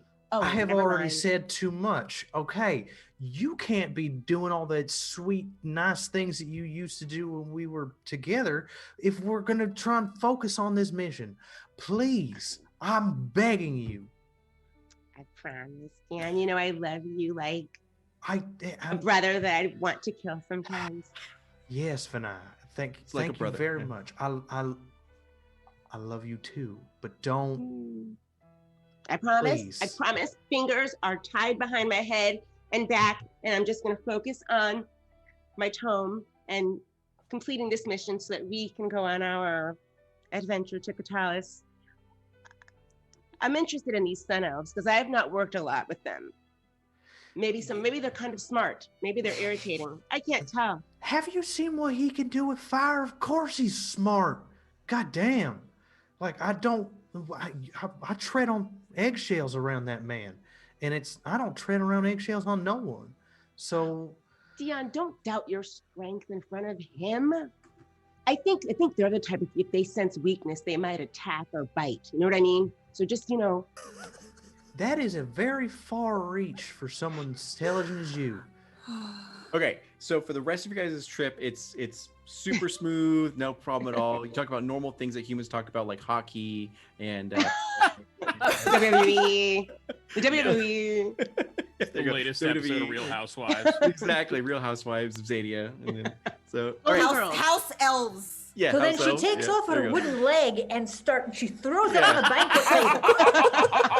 The only thing fabricated about me is this. You should have seen it. Best dinner I've seen in months. All right, and then the next two people for the next shift, who are they going to be? What time of night is it? Right now it's going to be probably like around 1 a.m. or so. In Benetta? Okay, so Eli and Banana. all right, perfect. Oh, is it Eli? Is that how you pronounce it? Oh no, Eljal. Eljal. Sorry, I said okay, Eli. okay. The last name's good, though. Okay. Yeah, there you go. So That's great. Eljal and then Benetta, you guys are taking the second shift. So you guys are up front in the cart, and it's getting impossibly dark at this point. But you do have a little lantern that kind of hangs over the actual cart to give the horses like sight, and you see a little bit of the road in front of you. It's definitely no longer paved. It looks a lot. You see some like semblance of a like trail, but nowhere near as paved as it was previously. What would you guys like to do or talk about during this time? So do you find that you bang your horns whenever you go through a door frame that's like you're not quite sure how big it is? Oh my gosh, I thought I was the only one who experienced that. It's really more for me, not width, but height, if that makes Yeah, sense. 'Cause, imagine. yeah, they're a little bit tall. And some days you wash your hair and you just can't get your hair to go around them in the right way, and it seems like they've got a mind of their own. Oh, yes, I mean, you see my curls. I mean, obviously. They're it's- absolutely gorgeous. I'm so jealous of you sun elves sometimes. I just see how beautiful your skin is, and Stop it. Lo, you Do all moon elves absolutely- have the art of flattery? I think that you are a master at it. I'm literally just being honest. I'm shouting they're gonna wake up, but listen. Yes. Are you finding everyone's a bit on edge? I thought this was going to be a bit of a fun thing, and it just seems like everyone's going at each other, and it's so serious. Yes, I mean, it's a little bit harder, especially, I mean, we are representing Luxaria. We have certain reputations to uphold, and I like to have a good time, but don't tell anyone I said this, but, I on occasion, if I feel comfortable around the right people, like yourself, I'm a little bit more at home, so to speak. I don't think I've ever been anyone's home, so that's very. Do you miss home? Someone's cutting onions. I hear when you put your hands like this, it makes it easier to see things that are far away. I know this technique. It's the diversion technique. I don't want to talk about things that are uncomfortable. Listen, I understand. I miss Luxaria very much. Our mother and our father, and oh my goodness, mother's flambéed fire cake. Have you ever had one? No. Oh, it's it's a delicacy in Luxaria. So imagine you have like a mound of chocolate and marshmallows all around, and it comes out on fire. But you have to have a mage like my mother, Bisa. She's able to do the whole thing, and it's fantastic. I miss it so much. Oh, sorry, I'm talking too much. No, I like it. It's nice. I like hearing people who love their parents. She sounds like a powerful lady, and she must be very wise and good if she raised someone like you. So Thank you. I mean, Babu is much closer with mother than I am. I mean, I was kind of daddy's little girl, if you know what I mean. He taught me everything as far as, how to be a proper knight. Well, trained me. And is this what you want to do now? You want to do things for other people, or do you have a dream besides riding carts with strange moonshadow elves? I mean, this is kind of the dream, being a knight of Luxaria, being able to serve her radiance. It's an honor like no other. Even though I can tell you a little bit of a secret, just a little one. So, even though I've sort of achieved one dream, there's the ultimate dream. To meet, to be able to be in front of Solregum. Oh my goodness, the honor that it is to be in his presence. It's an honor that I one day hope to achieve. I mean, heck, if I was able to be in front of Solregum, every sun elf in Luxaria would be jealous of me, for sure. I think they probably already are. But So for the rest of your guys' shift, it's calm, not bad at all. You guys have a great night. So who are the last two to go up? So it's Winda and Babakar. Perfect. And then, all right. So now you guys are up front in this wagon, and go ahead. Is it still dark out? Yeah, it is about 3 a.m. at this point. Okay. We're driving the cart. We are. Yes, you do have a couple lanterns that are excellent. Yeah. This was a mistake. Yep. I'd like to throw up a spell real quick. Okay. Do I have to choose from attributes and values, or can I just go straight to sun magic? You can go straight to the magic. That's fine. Okay, cool. Do I have to choose? Do I have to select sun magic out of specialties, or just go into assets? If you want, are you trying to use your light spell to like? Yes. Yeah. Yeah. Ring of light. No contest at all. You absolutely can just do it. Oh, no perfect. problem. Yeah. Done. Cool. So you like clap twice, and then all of a sudden it's like illuminated. Perfect. And then so now it's the area around you is illuminated, and we'll do this. Go ahead and go forward with your scene, or yeah, go ahead. What the heck is that? Of course. This is one of the many specialties of the court of Luxaria. Making it daytime at night? It's a spell. It's a spell. It's magic.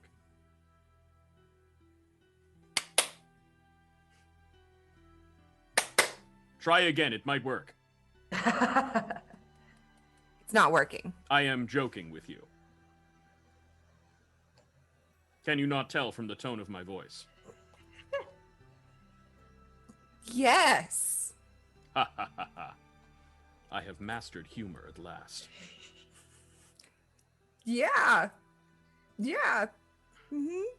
Winda, Humor. was it? Mm-hmm. You've traveled with the other humans a fair distance, yes? I've traveled with a few humans. Those two in particular recently. Very well. Good. Then my questions are more pertinent. You said that you had saved Dion, was it? Yeah. And the other one, I don't believe he had been introduced appropriately. Oh. Yeah, Vinyanya. Vinyanya. Yes. Yeah. Yes. No, it's Vinyanya. Oh, sorry. Nice. What manner of adventures have you, Diane, and Vinyanya gotten up to? Oh, she does her experiments and he trips on things and I get them out of trouble when we stumble onto things. And, it's kind of a well-rounded trio that we've got going on. We've got the smart one, the dumb one, and the one that can take care of things. Yes. Very well. I was about to ask. The experiments you describe. Of what measure are these? Oh, she takes things and she studies them and then she does things with them. I'm surprised that she hasn't taken that feather away from Dion yet. Done what? I don't know. I mean, she hasn't done any of the things, but yeah, I don't know. Interesting. So, at this moment, now both who has an awareness of 8 or above, or D8 above? Or sorry, for the people who are awake currently. Oh, I have a 10. Okay, so both of you guys, Yeah. especially with the light that's like illuminating the area, you guys can see a lot more than you usually would have. You can see flickers of movement in the corners of your eyes, and yeah. So, would you guys like to investigate further, or would you like to, just keep running on like nothing? Is anybody tired? Oh, Hungry, y'all are still thirsty? asleep, right? Yeah, you guys are. Oh, wait. Yeah. We're all Every- still It's just asleep? us. Exactly. Everyone but Yeah. Babukar and Wind are asleep. Did you see that? Yeah. Should we keep going? Should we stop? It may behoove us to wake the others, but keep moving. Okay. I'm going to be looking with my crossbow, Okay. And what would you like to do or say to wake up the others? Stop the wagon briefly. Is Okay. Dion close? Laying close to where I can kick him with my boot? Yeah, absolutely. Okay, I'm kicking him with my boot. Wake up! I want to walk around to the back of the Oh. wagon and just, tap shoulders. Linda, that was my eye. I thought it was your butt. Sorry. So Babukar actually goes in the back to actually try to wake everyone up. Winda, you're still looking outside with your crossbow drawn. Is that correct? Mhm. Okay. So as you're looking out, you do see glittering eyes that are staring back at you. There seems to be about maybe 6 of them or so. They appear to be, they come out from the actual shadows and into there as they're sort of prowling and coming closer, seeking their prey. It seems to be a creature that looks like a wolf, but it seems to be twice as big, with 4 feet tall, 300 pounds, and looks very, very gnarly.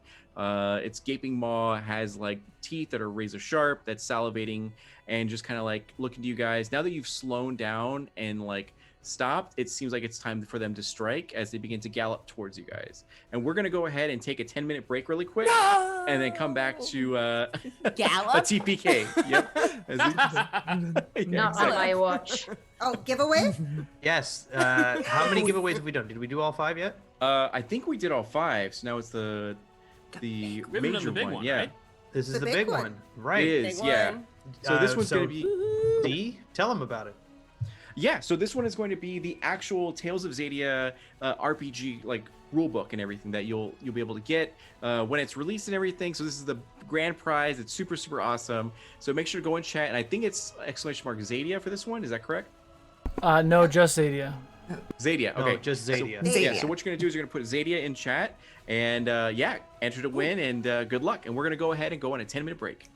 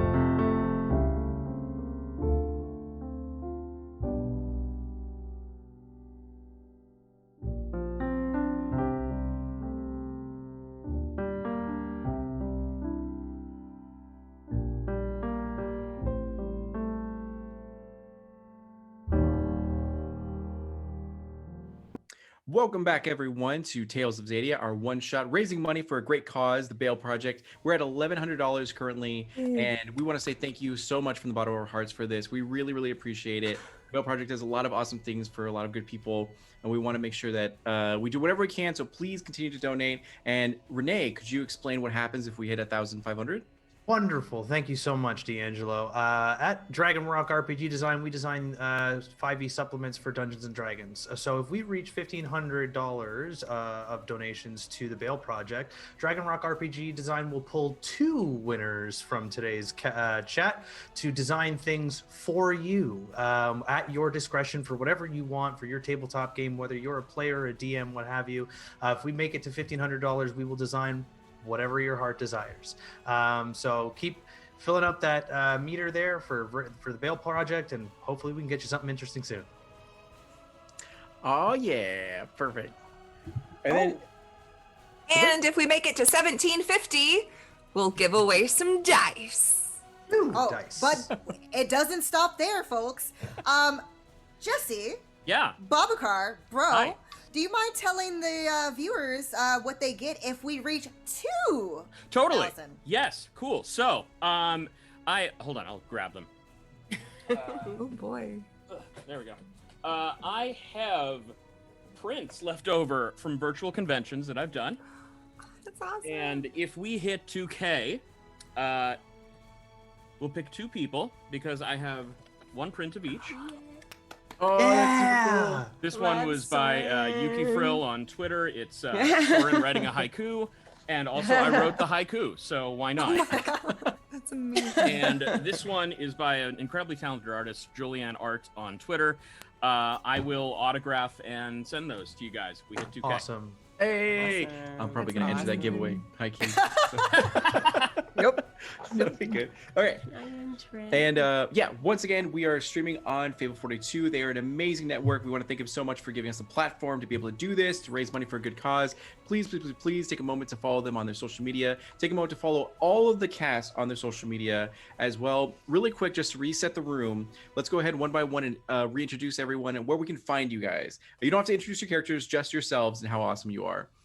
Starting off with Jesse. Let's do that really quick. Hey, I'm Jesse Inocalla. I'm the voice of Soren on the Dragon Prince. Check me out on Instagram and Twitter at @JInocallia. It's a lot of retweets right now. I don't have a whole lot going on right now, but they're good retweets usually, and sometimes I make Garfield jokes. So come on through. Oh, that's awesome. Awesome. And then going over to Renee. Yes, my name is Renee Beauregard. You can find me at Dragon Rock RPG Design on Instagram. You can find me at Dragon Rock RPG on Facebook and Twitter. And hit me up there. And maybe if you've got some interest in some things you need designed or commissioned, we can do that for you too. So just hit us up. And you can also find us at our email, dragonrock.rpgdesign@gmail.com. Nice. April. Hi, my name is April Hill. You can find me at stiletto_assassin on Instagram, on Twitch, on Clubhouse, and Stiletto DM on Twitter. Good. And then Alicia. I am Alicia Marie. Alicia Marie Body across all socials. I'm a costume concept creator, makeup artist, and fitness pro. Come say hi. Every time I look at your tweets, it makes me want to work out. I'd be like, oh, I should eat hamburger and like go lift. Right, fitness Good. evangelist. Exactly. And then Rachel. Oh, I'm Rachel Beauregard, actor, freelance designer. You can find me at Bad Duck Design for my gay nerdy designs, and Manic Pixie Tinkle for my personal. And yeah, I make fun things that you can buy or just laugh at or blow air out of your nose when you look at them.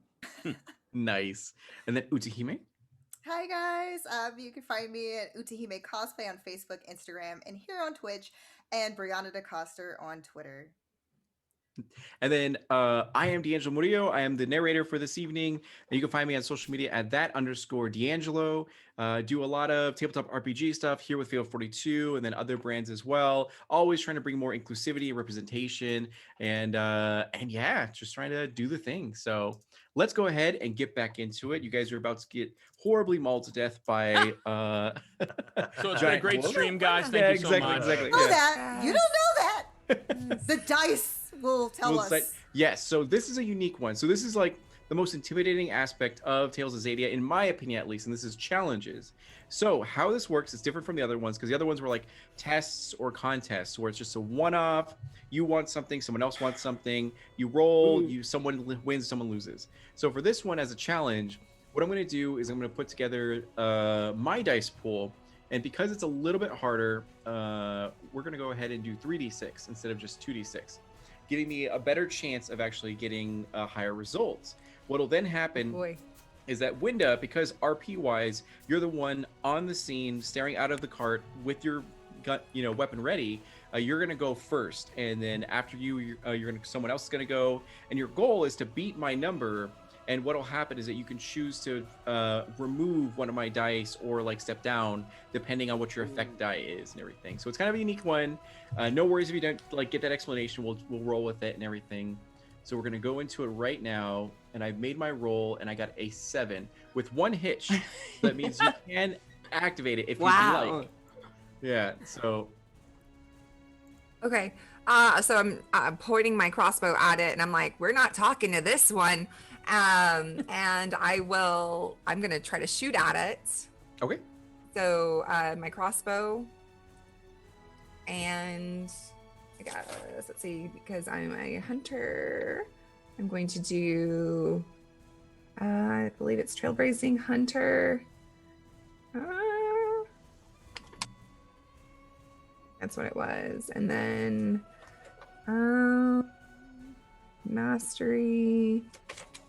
Right. So I can use one of my attributes, one of my values, right? Yeah, one each. So distinction, value, attribute, assets, whatever you have, and you can all pull it together, whatever you feel is relevant. Okay. And again, I got a hitch, so you can use a PowerPoint to activate that, which means you can step up one of your dice if you'd like to. Or yeah, I'm feeling confident about it. Okay, yeah. And the other thing you can do is after you roll, you can use a PowerPoint to add another die into your total to make it like a bigger number. So there's a lot of good things you can do with your PowerPoint. So okay. Yeah. I'm ready. Okay, go for it. Oh my gosh, what the heck? Oh no. Wow. Oh, That's amazing. Awesome. I'm excited. What is going on? Oh no. You're not allowed to roll anymore. I was super confident. I was like 2d8s and I got this. So or 3d. It is a wash because Glorious Chat in their infinite kindness and everything has given us a lot of donations. So what happens is that you go and we can say that you actually like try to fire, and this like wolf, I call them wolves because they're like bear wolves. So this like wolf actually just goes ahead and like dodges out of the way of your bolts and then begins to gallop towards you and leap and actually like swipe at you like and it would have hit you, but it seems like you were able to duck out of the way just in the nick of time because the cart that was like right under you where you were leaning just gets like shattered and like a chunk of it gets like taken out as a whole wagon rocks as other sort of wolves are coming closer. Wake up! You have no stress, but from here on out, you have no longer any like charity armor unless people donate and give you that. Oh, God. Oh no! Okay. What is it, Winda? God damn it! It's a wolf. So Wolves. Ready Multiple. yourselves. Many much wolves. Oh So the next one no! is Babacar. Cool. So first off, I'm gonna try and wake everybody Okay. as best I can. There are enemies coming out of the woods. We need to be up and alert. And you're After all- hearing that, you'll see Benetta basically unsheath her Sunforge blade, and then you see little Sonora like jump into position and go, yeah, they're like really loud, like ready to like go. So we're ready. Okay, perfect. So we'll go to Babacar first. So my new roll is an 8 total, and I have a 1 for an actual a hitch. Yeah. Oh, hit. Sorry, I have a hitch. Yeah. So if you want, you can activate it, and then otherwise take all your dice pool and then roll it. Cool. Yeah. Okay, I'm gonna roll Hot-Headed Fire Mage because I'm mad and I want to do a magic. And yeah, Yes, sun magic spell, because I'm going to shoot a bolt of light at him, or a bolt of fire at this guy. And let's do sun magic. Let's do 3. Why not? That's never worked out poorly for me. All right. Here we go. Come on. You can also okay. use. Come on. Make sure to add a value as well, because you can use intellect for this I'm if a you'd like. fool. Okay, let me reroll. So yeah, you can go ahead and reroll it. No problem. All right. Intellect. Yes, that'll be fun. Go. You can do it, brother. Oh, Lord. Okay, you know what? This is okay. I can work with this. Yeah, you can work with that. That's double what you needed. So Perfect. Big fan. yes. So what happens is that you actually got a heroic success. So can you explain what you did to these like wolves as there 6 of them are racing towards you guys? There's 6 of them? Yeah. Okay. Okay, so with because the light's still active from my previous spell, right? Correct. Yep. Cool. So, seeing this, and I see all the wolves encroaching, I see the one that has just attacked Winda and the cart, and I spin, do a cool, like, pose, and shoot a firebolt directly at this thing, which ignites it. It is not thrilled, understandably, as it's on fire. And I see it, like, run, like, retreat, realizing that it may have bitten off more than it can chew. And the other wolves that are encroaching, realizing that this might not be the best, as their eyes, like, hit the light and see their friend, I suppose, just running on fire. That works. So what happens is that because you got a heroic success and you beat my roll, which is like, the same thing. I'll remove 2 of my 3 dice. So now I only have 1 d6, and I'm going to have a d4 as well to help me with this, making it easier for your next companion. So we'll go over to Vanetta. And then, is there another, just so that I know, like where the rest of the wolves are at the moment? So 4 of them have run off as they see one of their companions is like ignited in flames as it kind of yelps and then runs off into the distance. 2 of them though are like loving it as they're trying to like circle around, and then they want to get in your guys' and face. The cart is stopped, correct? Correct, yeah. And the Okay. horses are freaking out. Okay, perfect. So let me get my dice pool together to see if I can do what I imagine Vanetta would do in this situation. You need to I rolled a 2, so as long as you can beat that. Oh, okay. Good to know. Good to know. Dearly noted. Okay, so let me see here. I'm gonna use some of my agility because what I plan to do is it requires some acrobatics. Let's do mastery because obviously I'm going to be using my skill as a knight. I'm going to actually, because I want to try to get a plot point, I'm going to step down my Knight of Luxaria because I'm pretty confident in my ability, as far as my training, where I don't have to pull out my full force for wolves. And then I'm going to do my sword play because I'm going to be using my Sunforged blade. Yeah. So I'm ready to go. We got a lot going on. Okay, here we go. Yeah, sorry. And then for that RP that you guys just did, I'm gonna give you all 1 PowerPoint. So you guys now should have like nice. 2 PowerPoints. Yeah. Thank you. Well, except for Thank Utime who has you. 3 now. Yeah. Okay. So I'm like, what? Wow, This means it's 14. yeah.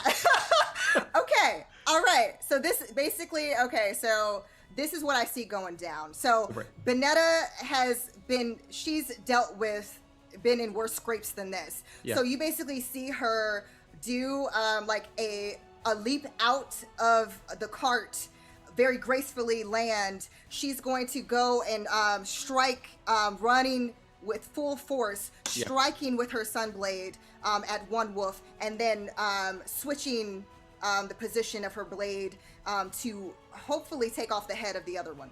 Okay. So I imagine Just that you ramming through, like just just very skillfully. It's almost like so fast that it's like all you see is just the light of the blade, just shink, shink, shink, and hopefully they fall. We'll see. Yeah, so that's exactly what happened. So I imagine it that you get off from the actual cart and you go and then take out your blade, you swing it all around, and then like it's a series of like flashes of your movement, and then the moment that you like stop, your like blade has like blood in it, and you just flick it off, and that's when the wolf's just gonna like slide in half, Anime and then, like, style. die. And Yeah, I just anime like style. it's just like pose at the end, Exactly. Yeah. as one does in Luxaria when Yep. they finish killing the enemy. And you guys have succeeded in this actual challenge. You guys destroyed my like Dang. wolves.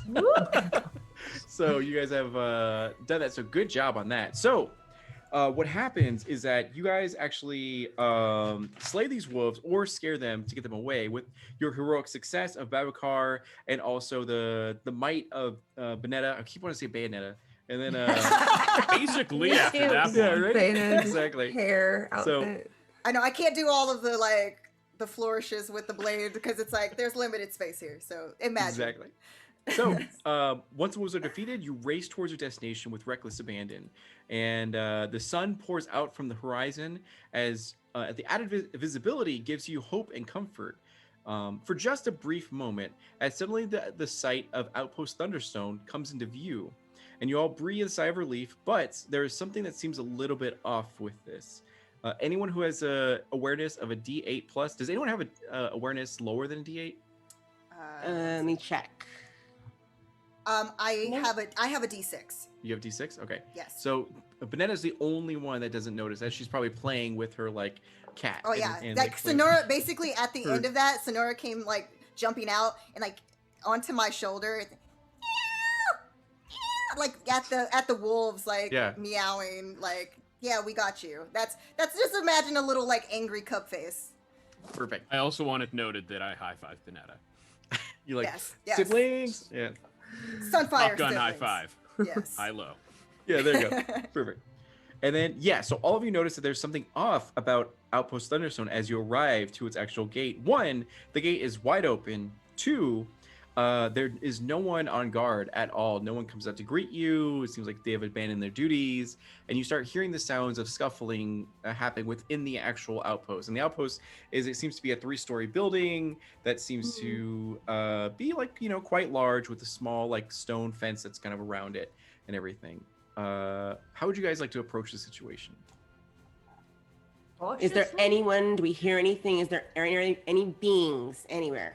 You just see no beings, but you do hear the sounds of what seems to be conflict or a scuffle going on inside of the actual outpost. Various voices, more than just one or two. No problem. Is there like a wall I can scale and do some peeking? If you'd like to, the front gates are also wide open. Yeah. Well, I mean, like, I'd rather climb the walls. I got to show off. Okay. Because, like, Benetta. No, I don't have to, but I mean, like, are we just gonna go in and like fight whoever needs fighting? It's up to you. If you want to stealth, I rolled really well. Let's do stealth really boy. quick. I'll just try and get. Oh. I'll peek around the corner stealthily and see what's going on. Okay, perfect. So I rolled my dice, which was a 10. So I got that was a really good roll for me. So I would highly recommend you use a PowerPoint after you roll your dice to add like one of your extra dice. But for right now, go ahead and add your dice pool, distinction, attribute, value, assets, whatever you feel like would help you out right now. Yes, I'm going to use my agility, obviously, because I'm an elf. Mhm. And I'm going to be very sneaky. No personal music, though. I feel that would be in poor taste. It's mastery, because again, this is what I do. This is what you're trained for, yeah. Exactly. And then my distinction, my Moon Shadow Elf distinction for my narrator. Mhm. Can I have Sonora actually assist Eljaw? So then that's an extra asset for. Yeah, that's Eljaw? completely fine. So what's Sonora is going to be a little scout and like hop on Eljaw's shoulder to like kind of stealthily go with Eljaw to go and see what there is cat! to see. so you're gonna so Excellent. what that means is that you're gonna get an extra D6 to your dice pool because Sonara is with you. Yes, D6. Wait, is it a D8 or no? Oh, D8, yeah, D8. Sorry. D8. Okay. so I can just put another add. How do And I think there's a way to manually add it. Oh yes, if it's Oh, the right little there. dice with the Yeah. plus. Yeah. Yeah, And so I got an extra D8. 8. Yep. Mhm. All right. Did it go in? 8. I'll have to drag it. Haha. Perfect. And then go ahead and roll it when ready. Okay, good. So you got 12. Okay, yeah. So you do succeed in this. And let me see here. You did have a hitch. So I'm going to go ahead and activate that hitch for it to be afraid. So you have, well, actually, you had like 2 charity, like, armor. So nothing happens to you. So you end up like, actually, tell me what you do. Well, it's a gate, so I'll have the cat like hang on to the horns or something, just be steady. Then I'll just creep up around the side and look around the door. Just try not to have my horns be seen, but just enough to see. Or if I've got like a mirror, I don't know. I'll take a mirror out of my pocket because I have For your one. blade and like look. Yes, Yeah. that's exactly what I do. And then I'll hold it and, do that cool reflection thing and see if I can see any, how many enemies are attacking or what the situation Absolutely. is. So you peer into your blade, and same with Sonara, it looks as well. And you guys both see that inside this actual building, the guards are fighting amongst themselves as you hear them yelling to one another that, like, I'll kill you, and like you won't make an orphan of my daughter, and they're just throwing hands back and forth. It seems like only a couple of them are actually had their full-blown armor on, and the others are just kind of like, just seems to be in their nightwear and all that kind of stuff. It looks like one of them is named Aaron Burr and the other one is named Alexander Hamilton, and they're shooting at each other in New Jersey. Exactly. Oh my god. Yeah, But they did make up. I'm gonna just turn back and just be like, they're fighting each other. There's no bad guys. One guy's fighting each other. We should stop them. And there's 6 people inside that are all fighting with one another, throwing hands. Looks like they've been at it for a while because the majority of the room is actually like upheaved and just in disarray. And it's Sonora goes, yeah, like kind of agreeing with Elja. Can I just run in and start? I don't want to hurt people, but I want to start You getting will also sick. start punching. If I'm not Yeah, mistaken, fight. if I'm not mistaken, Dion, didn't you say that Vinaya, aren't you good with handling these sorts of situations? Yes, Visanya, Yes, I please. am, but you guys were too busy scaling walls, jumping ropes, and eating things. Excuse me. Then I would like to push through everybody and walk right into the room. Perfect. Heck. So Very you do well. enter the outpost, and you see 6 people that are fighting amongst each other. Now, some of our Skywing elves and some of their humans. There doesn't seem to be any Sunfire elves or any Moonshadow elves in this building, but they're all just like throwing hands and yelling at each other, and they pay you no mind. Okay, she would like to walk up to whomever is. Yeah, she likes to walk up right into the middle of them and say, "Excuse me, what is going on here? Is there a reason that we're yelling? Can't you guys sit down, break bread, and resolve this like humans, like good people?" Perfect. So I rolled and got an 8 for it. So go ahead and put your dice pool together, and I'm gonna use influence and mastery because she does know a little bit about conflict, wartime conflict. So let's see. Absolutely. Oh wait, did I have to pick distinctions? Oh, yes. Yep. So like pretty much Okay. one of everything. And if you have assets or See. anything like that, you can absolutely do that as well. I'm scared to roll this.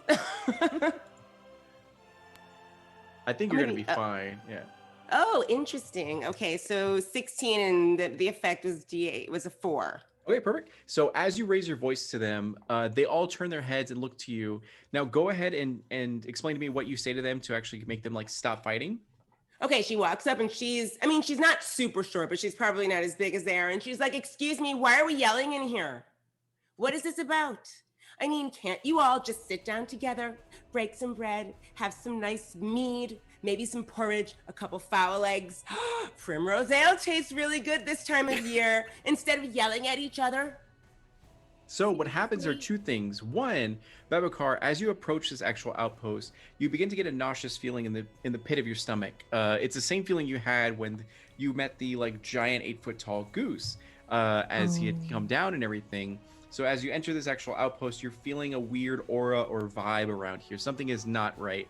So the other thing is, Vinaya, when you yell at them. For a brief moment, you see that the pupils of their eyes are actually like violet, and then fades away as you raise your voice and kind of snap them out of it. And they kind of like violet, as in the color violet. Correct. Okay. And yeah. So what happens is that they're stunned as they look to you and they go like, I don't know what happened. And they kind of get up and go, why were we fighting? And someone else goes like, well, you know why we're fighting. We're fighting because I can't remember. And they all kind of like, as if a wave has washed over them, they all kind of like collapse to the ground a little bit in exhaustion as they go like, I'm so hungry. Like, how long were we fighting? And you kind of like look to them and they have bruises and like blood's coming out of their mouth a little bit, and like they've lost a couple teeth and everything. And they're kind of just like assessing the situation. Like, I can't remember why we were fighting. And did you you don't say remember? Oh, go ahead. Yeah. And they kind of just like fall over into exhaustion and just pass out completely. And Benaya turns around and she like waves everybody, get in here, you guys come here. All of you, get over here. What happened? These people in here were just fighting, raising, like I'm talking about to tear each other down. I came in, I stopped them, talked Right. about food. That Like you usually do. stops everybody. Right, And then they just yeah. said, yeah, I don't know. This place has a familiar feeling to the feather. What do you mean, Babakar? Have you eaten here before? No, I have not eaten. This place feels much like that goose we met in the forest, the large one. Like this? Ow. Yes, like that. It Oh, it's is the same feels like a magic, goose? brother. tainted Yeah. with something I am unfamiliar with. I don't know how the goose felt to you, so perhaps you could expound to us, dear Babakar. This feather that Dion wears, it is touched with a sort of magic I do not know. A sort of magic that is noxious. Not your kind of magic and not Ijjal's No, type of magic? it's like a. If I'm getting this right, Babacar, it's like a disease. Yes, it is neither mine nor theirs. It is a magic I am inherently unfamiliar with. Perhaps if we wake someone in this town, find out what happened in the days that passed, we may have a better idea of what could have caused this here. I see the Winda- feather. Yep, go for it. So you guys actually like exchange the feather and kind of go around it. Winda, out of the corner of your eye, you're seeing a bit of like a flicker of movement that seems kind of odd, almost as if someone's watching you guys. Eljal, you also get this kind of feeling and sense. And Sonora would have hopped off of Eljal and then kind of like came over back to where I was. Sonora is kind of like, yeah, exactly. Sonora's with you, but you feel Sonora kind of like shaking and whimpering as if it's like scared, trying to burrow itself further into your actual satchel, purse, or cargo pants. Cargo pants. So if I can sense Fanny this, pack. I want to Yeah, have fanny like my stick, my double. Imagine there's dangerous, but Yeah, I'll just be like doing that. You know, when they do the back-to-back 360 shot where everyone's looking around, like that kind of like while everyone's focused, I want to be being the scout and making sure that nothing's coming in from the side because I feel it. Yeah, I'll see them do this, and I'll like look them in the or try to like look them in the eye and show that I see it too. Like, Okay, so we'll go with Winda first. So let me go ahead and roll. Let me see here. And we'll go ahead and do D6 and a D8. So I got a 7, a mighty 7. And this is for your roll to try to identify what is moving around in the room, what is watching you guys. perfect. I'm a hunter. I got tracking. Let's see what we can get here. Okay. In my awareness, let's see. Because I'm awesome, and my tracking, and what did you get? What am I trying to get?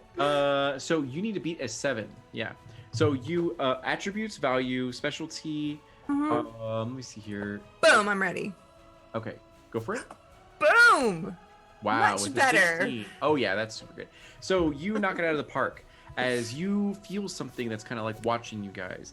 As you look and turn over and notice that it's something from like by the staircase. As you look over, and right as you look over, you see what appears to be a rag doll that is made to look like a Sunfire child, like a female child, kind of like slumps over. It has button eyes and stitching for a mouth and everything, and it seems to be staring like at you specifically. And it gives you just bad vibes all around. And it doesn't seem to move at all while you're staring at it. But you do blink, and you do see it move slightly, like on the sort of table. And it's at this moment that Daeyeon, you begin to feel something begin to creep into the corners of your mind and whisper, like sort of to you, like begging you to act upon malicious thoughts or, nefarious sort of feelings or anything like that. So what I'm going to do is I'm going to roll. We'll do 2d8. I want to be mean, but I also really like be nice to you guys. So I got an 8 for my rolls. So what you're trying to do is resist whatever's trying to creep into your mind. All right. Well, I'm gonna use spirit for that. Then I'm going to use truth. Because I'm trying to figure out what the heck's trying to grab onto me. I'm gonna use my Durinian free folk ability distinction. Okay. Because I'm a free man and no one can hold me, not even these spirits that are trying to get me. And that's probably that. I'm gonna use a PowerPoint to step up my truth, so I have d8s across the board, and here we go. So Burke, with the 10 you do succeed. So what happens is that you can you explain to me how you resist this like mental assault? It's like I start putting flashes of what I've seen in the war, what I've had to endure, what I've had to stand up against and stand for. And I push all that strength to the front of my mind, and I just create this barrier where nothing can break through. And it's funny because the barrier to whatever's trying to peer into it looks like a giant crossbow that's pointed directly at it. Perfect. So so Babacar, you do realize that like intense magic is being used at this point. Even though everyone can like probably have their instincts flare up and like, ooh, something weird's going on. I have like goosebumps and everything, but you know that it's strong magic is in that area and being just try to grab itself onto Daeyeon, who's physically like moving and maybe maneuvering his hands onto his head and trying to force like will this thing out. And you see it's like has like retracted from Daeyeon and seems to be focusing now on Bonetta that is trying to go towards. So Winda, would you like to like announce to the group what you like saw or anything like that, or would anybody else like to do anything? Oh yeah, no, especially since Elle was kind of seeing it too. Like, hey, that thing's moving. Do you see that? It's moving. I'm assuming I do see it. Did you do that? Is that your magic? You have magic. Don't really do that. Why would I do that? Can I go over to it? Yeah, you absolutely walk over to it. Your instincts once again flare as you look at it. Like it almost looks like you're looking into the void or the abyss when you look at, and it's just like black buttons that it's used for eyes, as it just seems. Benura is hissing at it like a little cat hiss. And I like that. And also terrified. Yeah.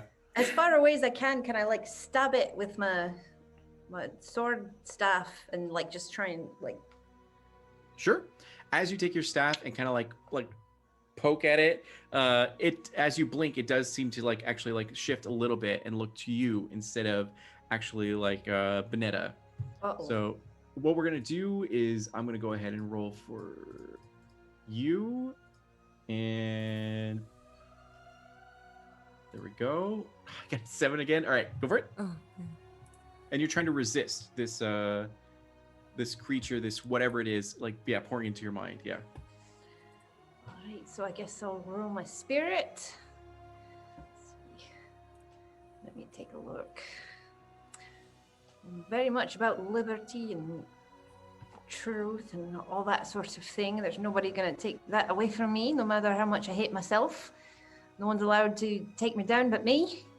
I'm going to also use my homesick assassin so I can think about my homeland and that maybe someday I'll get to go back, even though I'm kind of a disgrace. But hey, aren't we all? Oh. Okay, so you do succeed.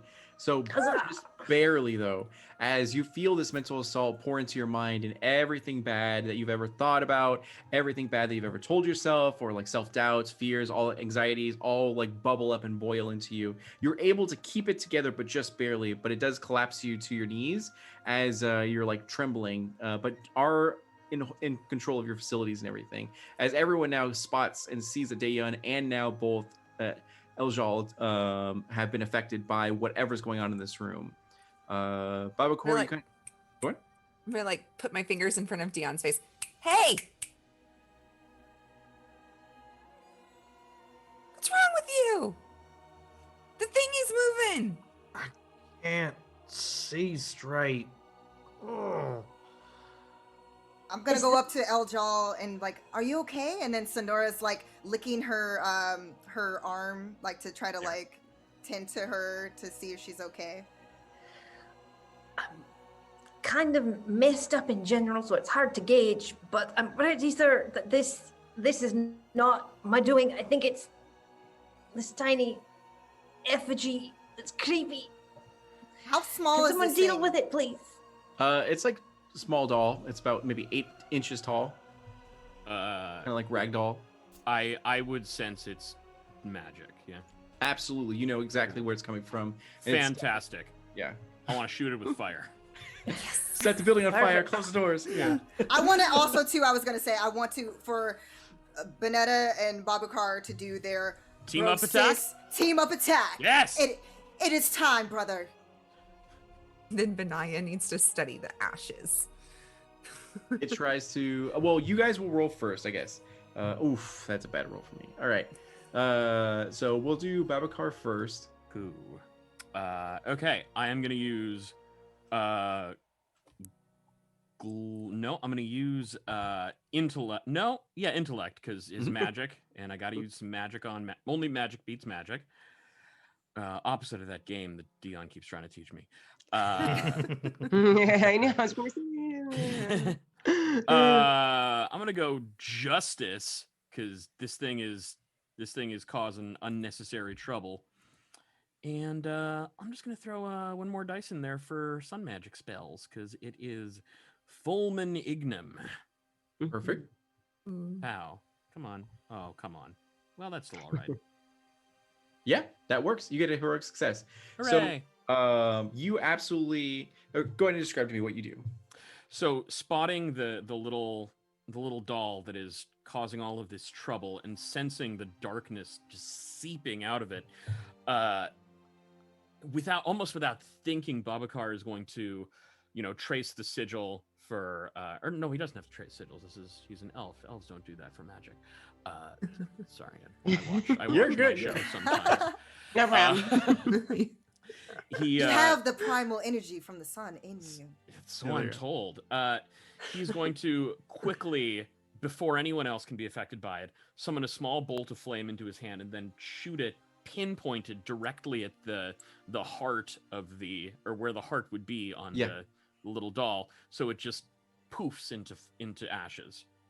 Okay, perfect. So you go and shoot at it, and it moves slightly just out of the way for just a brief moment, but you do catch half of its actual body. The other half flings into the air, and then Benetta, would you like to use your ability or move? Oh, Because- so it's still in the air? Because I was like, if he had already just basically did what he needed to do, I was just gonna be like, oh, I guess it's already taken care of. But since now it's not, I Team can up. still okay.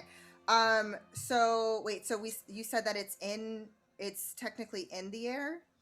Yes, yeah, it's currently in the air, just like flinging and near you. Yeah.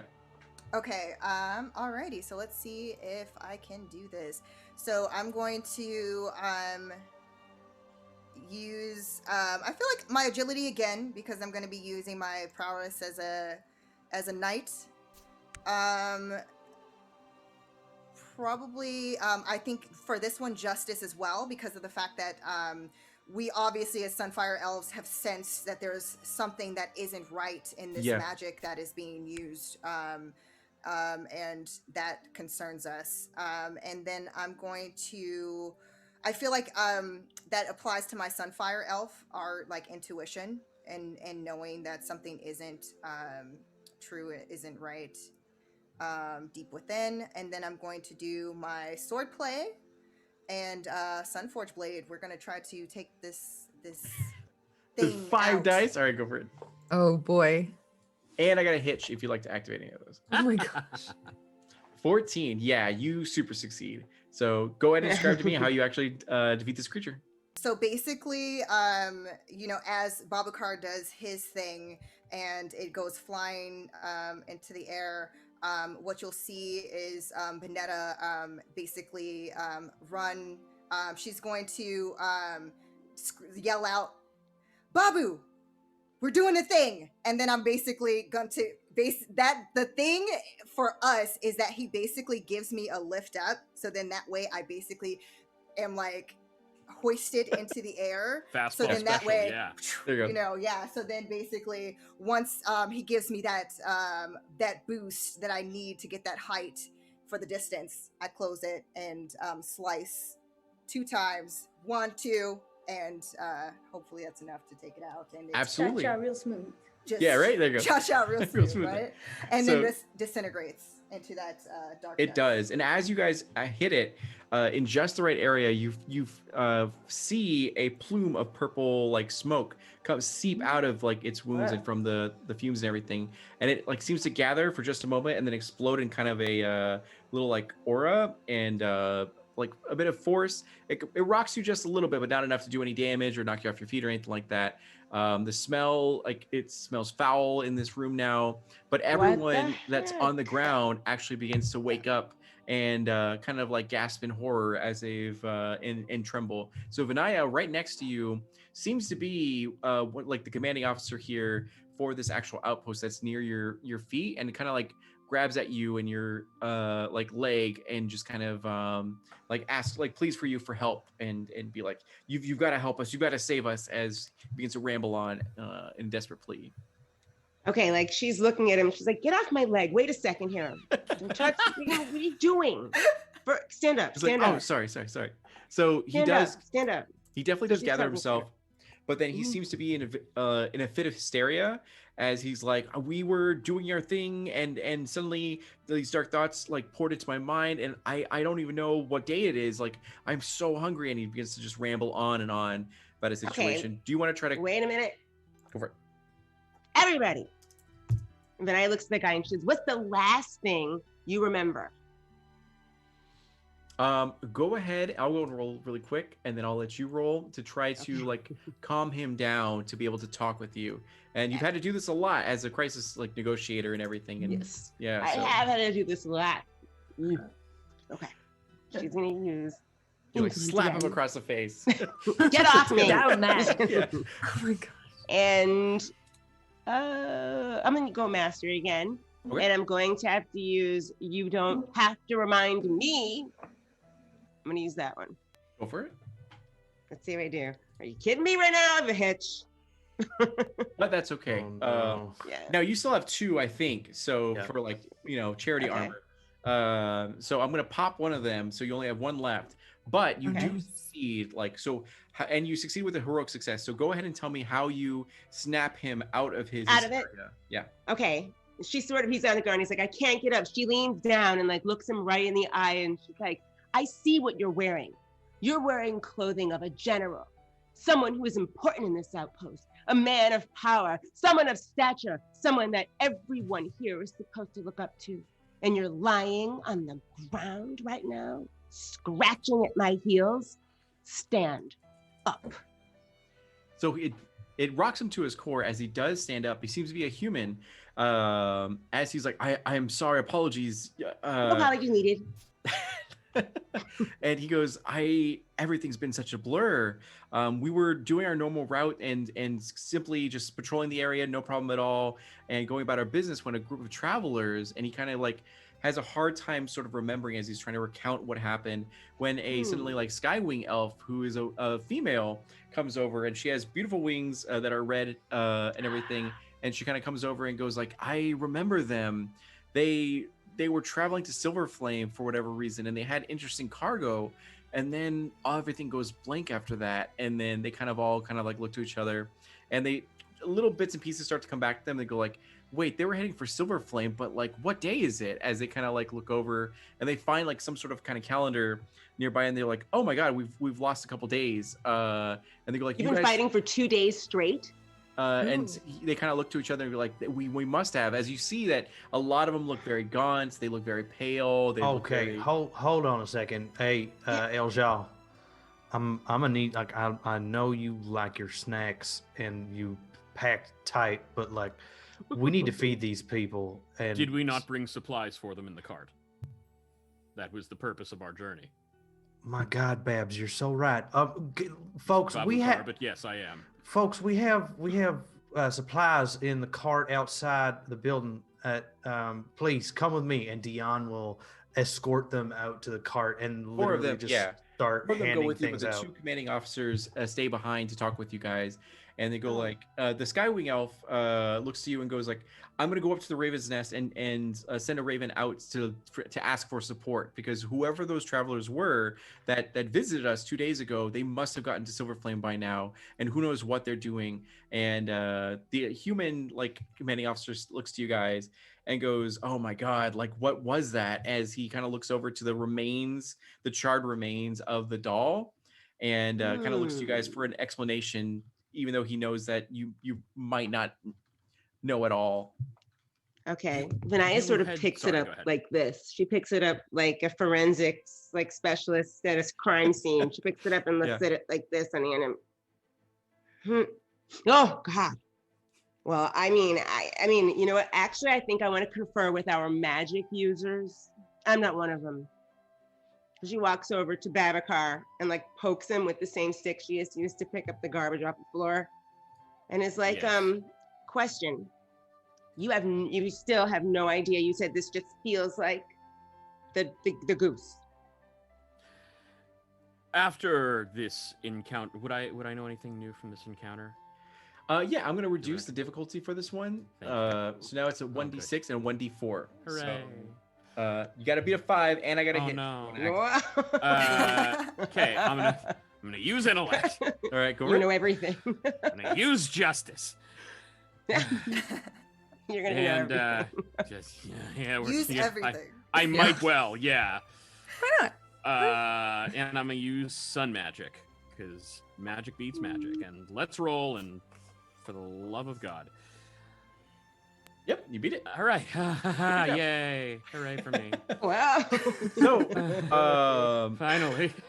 You did have a hitch, and I think at the very beginning of the game, 2 of your like plot armor or like charity armor. Yeah. I'm going to give plot point to my brother.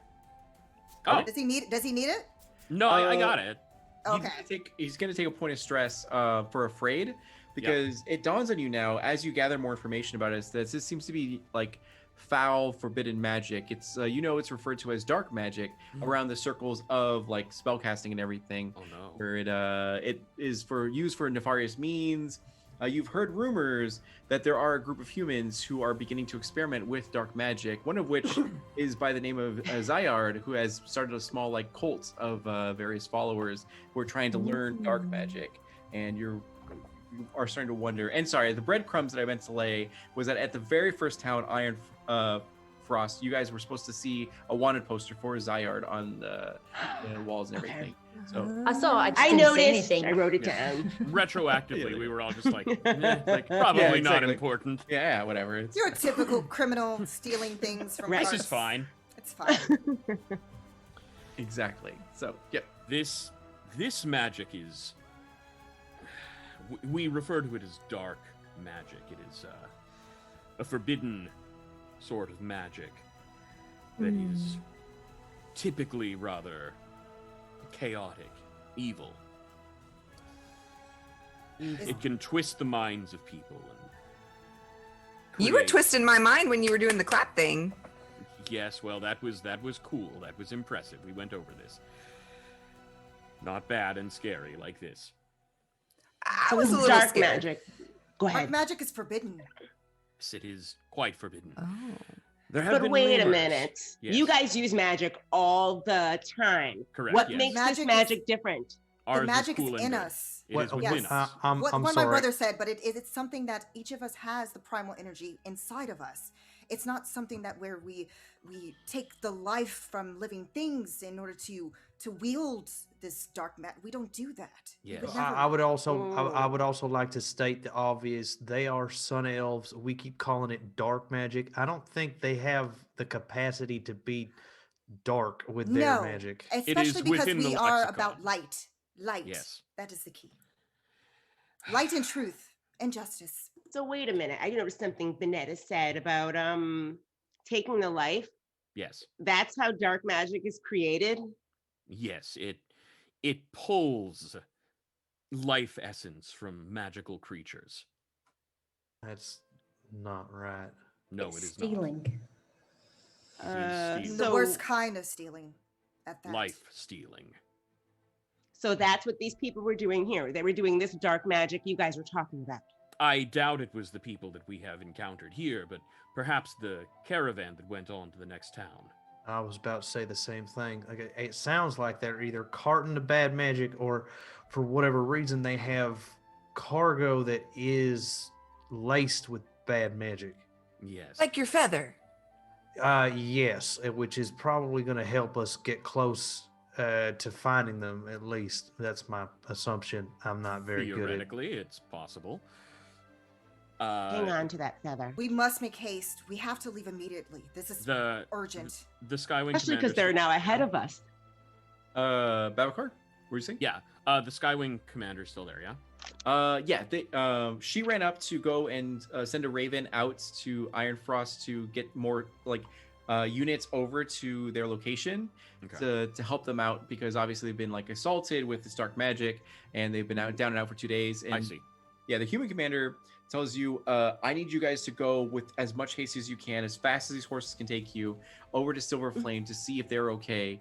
And you can just scout it out if you'd like to, because if they could knock all of us out with this simple doll or that simple doll, then who knows what they are capable of. And he looks frazzled, freaked out, and everything. And you see his men come in, help carry in half the supplies that were intended for their actual outpost, and crack them open to find MREs and comic books and all that. Yeah. Latest issue of The Walking Dead. Exactly, yeah. I have a question for all of you, and this is serious. This dark magic that Benetta and Babakar are talking about, and that the officer general in there was talking about, sounds like it's really strong, and it's something that none of us have encountered before. Do we really think we can do this? We have no choice but to. If we work together. Winda, you look skeptical, as usual. I'm looking over at Elle. Have you seen this kind of magic before? You're an elf. Have I? Nope. Yeah. Not like Unless this. this is your backstory that you got affected by dark magic. Then no. Nothing like this. Well, it looks like we're just running in blind then. This is what we do, right? Right? So far, yes, and it has worked in our favor. Again, if we work together. I mean, Listen, usually Right. my brother and I work alone, but in this case, your help will be much needed. We will work alone together. Exactly. Well, if the perpetrators are human, they're not going to play nice with you first. I think that's where myself, Winda, and my BFF Dion come in. Eljal, there's something Eljal knows that they aren't telling us. Am I right or am I wrong? I know a lot. Does it relate to dark magic? Because we are burning daylight. I I don't know anything more about black dark magic than anybody else here besides that it exists. I've never encountered it. I've never seen it. I've never felt what I just felt in there. And I'd pretty much like to never feel that way again. So if we're walking towards that, it's fine. That's the direction where I just think this has turned from being a road trip into being dangerous. And I just wasn't, I just don't know what we're in for. And I don't know if we're ready, but. So with that, I'm going to have you guys all rush over to the wagon just for time's sake, and then grab into the wagon and then like bolts down. Bonetta was supposed to make a series of like animal handling checks or like, you know, to see if she can get the horses to like obey command, but we're going to have you guys automatically pass that as there's a lot of stress as every few minutes that goes by, a storm rolls in that gets like strong winds and tons of rain, and everything becomes really, it went from like daytime, bright and sunny, to suddenly high winds and lots of like downpour and storms. It seems very unnatural. Babacar, the entire time, you get this like knot in your stomach that continues to grow the closer and closer you get to this outpost. And with all the haste you can muster, you do arrive to Silver Flame. As you see the outpost that seems completely like in disarray, but less so than Thunderstone. And once again, the gates are completely open. Exactly, there's dead silence in this one. And and you arrive to the actual outpost. Would you like to investigate inside or do anything else at this moment? Don't. Naya looks over at the stronger ones. Can you guys detect magic? Yeah. Definitely investigate on the So this, we're not yet inside of the area, right? We're kind of like still. Correct. You're pretty much at the gates. Yeah. Okay. I want to do a perimeter check as a knight would. Okay. And I'm tracking. I'm trying to see if there are any footprints or. That works. All right. I'm gonna have both you guys. Mm-hmm. I'm going with Bonetta and tracking. She's scouting. I'm tracking. All right, I have both of your guys' stuff up here. So I got a 5. So I'll just have you guys like add your dice pool and then roll, and we'll just compare them both at the same time. Okay. This isn't the way to do it in the book, but we're just gonna do this for time's sake. Okay. I'll have Wenda go first. Okay.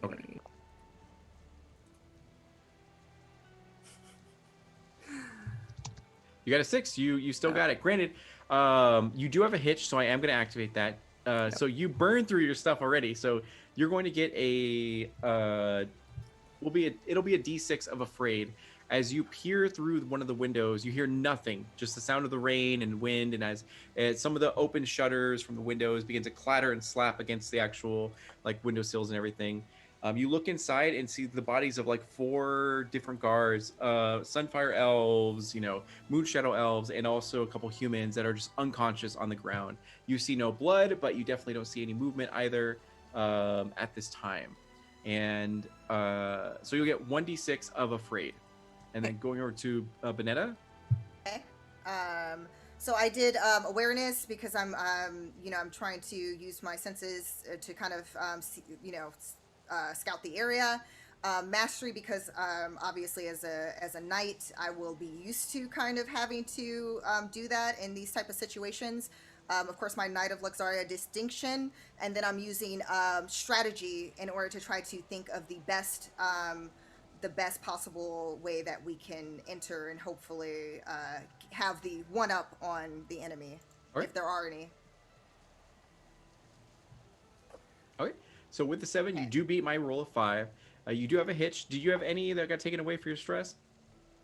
No. So I still have my plot points. So what happens is that when I roll a hitch or an opportunity, you can spend a power point or plot point to actually heal one of your stress. But when you roll a hitch, I get a chance to inflict stress upon you. Gotcha. Yeah. So. Okay. So I didn't use that. Did everybody get the stress decrease? Like everyone got one of those? Everyone got 2. So if you perfect. never I have haven't used stressed, it. I haven't used it. Okay, so you're completely fine. You kind of steel yourself as you realize that things might get like hairy, and you see the bodies of the people that are unconscious. You're unsure if they're alive or dead. But what happens at this moment is that you hear the sounds of a big, huge pop and explosion as you look over to see a violet, actually arcane sort of bubble appear and then dissipate in the distance. Like it seems to be like maybe half a mile from your location into the woods. And it looks like very similar to the doll's magic that was actually at the outpost of Thunderstone. And as you see that, what would you guys like to do? Wenda, did you see what I just saw? I was a little distracted by the bodies, but I think I saw something. Yes, it's the same magic. Let's go back and tell the others. So, What's with this magic? Vanetta's gonna rush with Wenda back to the others. Well, whoever's using that magic, wielding that magic, it's some meters that way, but I definitely saw a bubble of this magic, and then it dissipated. And there are bodies in there of elves and humans who are unconscious. Bodies? Were they breathing? Could you tell? I couldn't tell. I would need to get a little bit closer in order to really. I didn't want to get closer. Well, I guess we're going to have to get closer now, aren't we? Well, it seems like the trouble went further away, so luckily we can probably check on the people who are unconscious and make sure that they're all right before we take care of. Yes. And Wenda, with your tracking, you did notice that there are a new set of footprints that seem to lead into the actual woods in the direction of the explosion. So whatever happened here, you kind of surmise that they now led into the woods. And yeah. We must head into the woods then. Let's go with haste. People here can't get any more dead than they already are, so let's prevent more people from entering dead territory. So as you guys run through the woods with as far and as hard as your night keys can take you, you actually make your way and break through the woods to find plains. And as you stepped into the plains, you actually see a sight that you never thought in your whole life that you would ever behold, which is a series of different unicorns that are kind of like running sort of around. Something seems to have spooked them, but the fact that they're unicorns kind of like knock you for a loop. As you see, these creatures are very majestic. They have like shining, sort of silvery white, like fur, hair, what do you call it? And yeah, and their actual like mane is made of rainbows. They're super majestic, and everywhere they step, it seems to like blossom with flowers and just like growth and everything. And you're just like taken aback by this sight of these legendary creatures that are running around near you. But you feel a sudden cold and chill, both emotionally, spiritually, and now physically, creep down your spine as you sense that there's something behind you. Would any of you like to look back? Absolutely. Yes. Yeah. Yes. You all like to look back, it seems like. Okay. Shoot a unicorn. Make it and obvious, then- though. Yeah, exactly. I know. So, Even though you will see Bonetta kind of squeal a little bit because she loves animals. So yeah, It's this so feeling gay. of amazement ends when you suddenly feel a cold chill run down your spine. You turn to see an ebon unicorn. I think called it a tricorn. It's an extremely rare legendary creature. Only Babacar and Vinaya would know because of their immense studying and of different mythological creatures and everything like that. Some say that this is a demigod, only to appear in places that will soon suffer immense death and conflict and misery. Mothman. And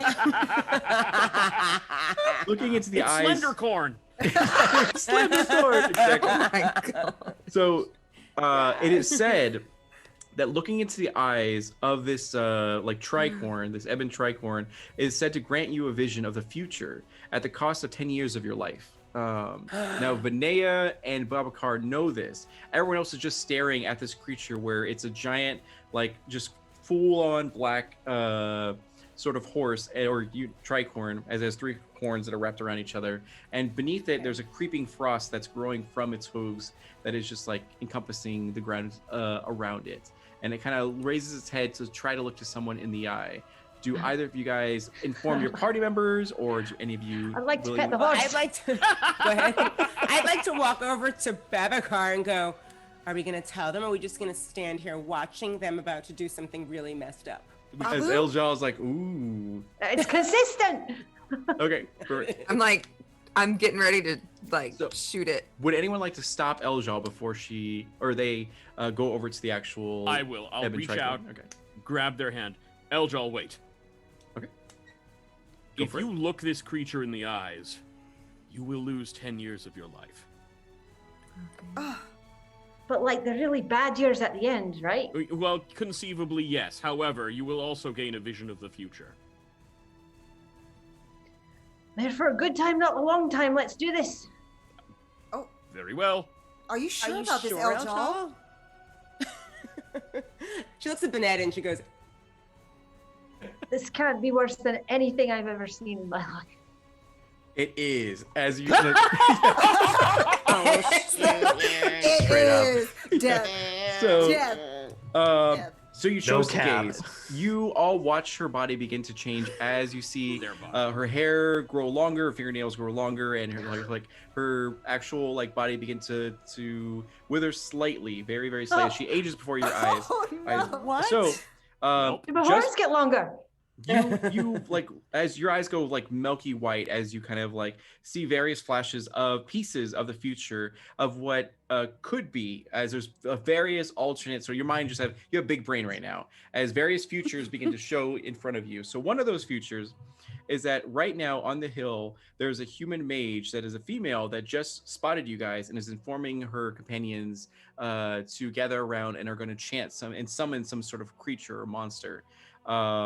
And then another snap of the future is that they call out for Zyard after they lose eventually, and Zyard has such immense power that you all fall beneath his might, and just there's absolutely no chance of living whatsoever. You see an alternate future, however, where someone stays behind. It makes it easier for you guys to run away, and you guys inform the others of what happened and make it out alive, or you all try your best to get out and run right now for the hills.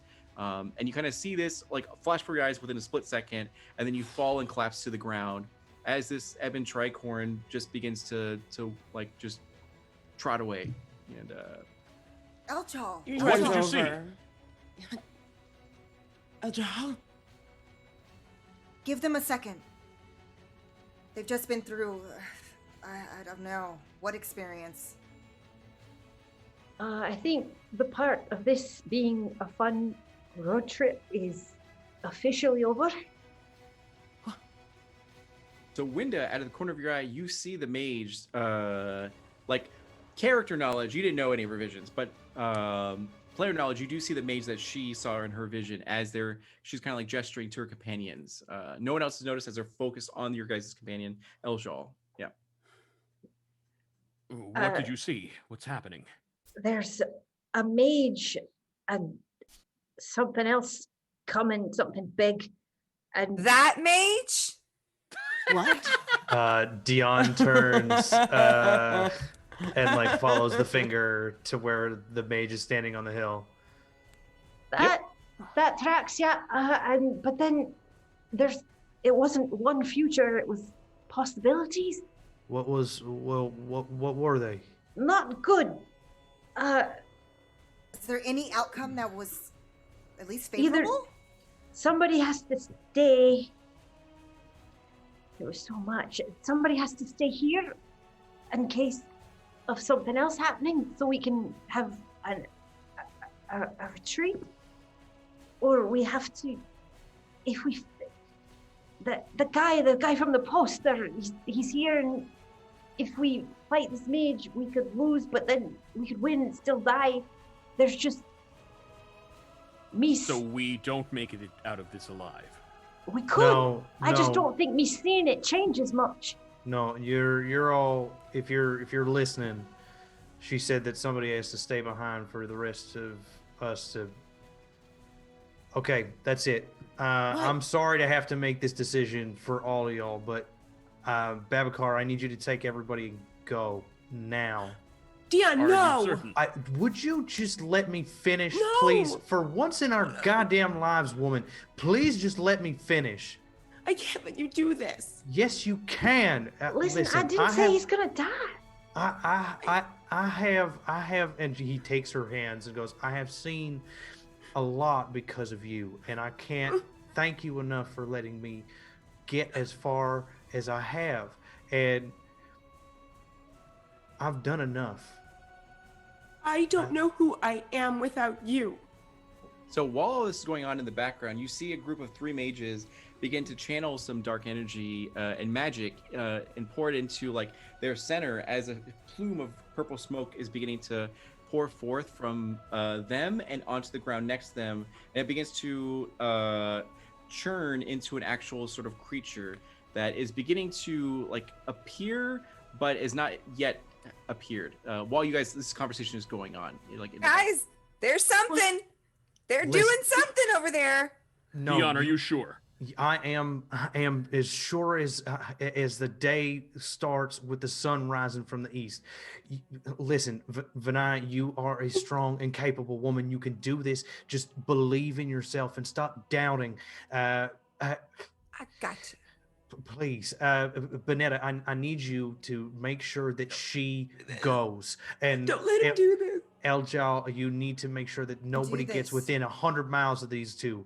And you. And he looks down at Winda because she's like 5'5". Whoa! That's a respectable height. He's just like 6'4". Speaking for all the short kings in the 5'6", 5'3", man. I'll respect you, and I am so thankful for being able to be here, and I wouldn't be without you. And he's gonna take one of her hands, give her a kiss on the knuckles, and go, I wish this could have been more. I'm so sorry. And he just takes up his spear and starts marching towards the hill. Okay. Benaya like scratches at Beauregard. Make him stop! Don't let him do We this! cannot let his sacrifice be in vain. Benaya, he's shown bro. such bravery. You've seen it before. Trust in your friend now. It's up to us. He doesn't have. I think He's made his choice. We must he go. was supposed to stay here while we fought. I think he misunderstood what I said. I think perhaps you said there was one way out, and it's if we left, yes? So, time-wise, What did I say? are you guys good for 20 more minutes and then hard stop? Or 15 more minutes? What do you guys think? Yeah, I can do 20 then stop. 20 minutes? Okay, 20 minutes hard stop. All right. So, Wait, so he's going in like we're going towards the threat. Correct? so Daeyun seems to going be the going other into a way. death march, and you guys are going to retreat to warn your allies to be able to get an actual fighting force over here to combat these mages, this cult of dark magic users. How fast does your cat run? Can you send the cat instead? And Well, Absolutely not. Sonora is just like sadly like meowing, like she's purring, but like kind of sad because she sees Dion going off away from the group.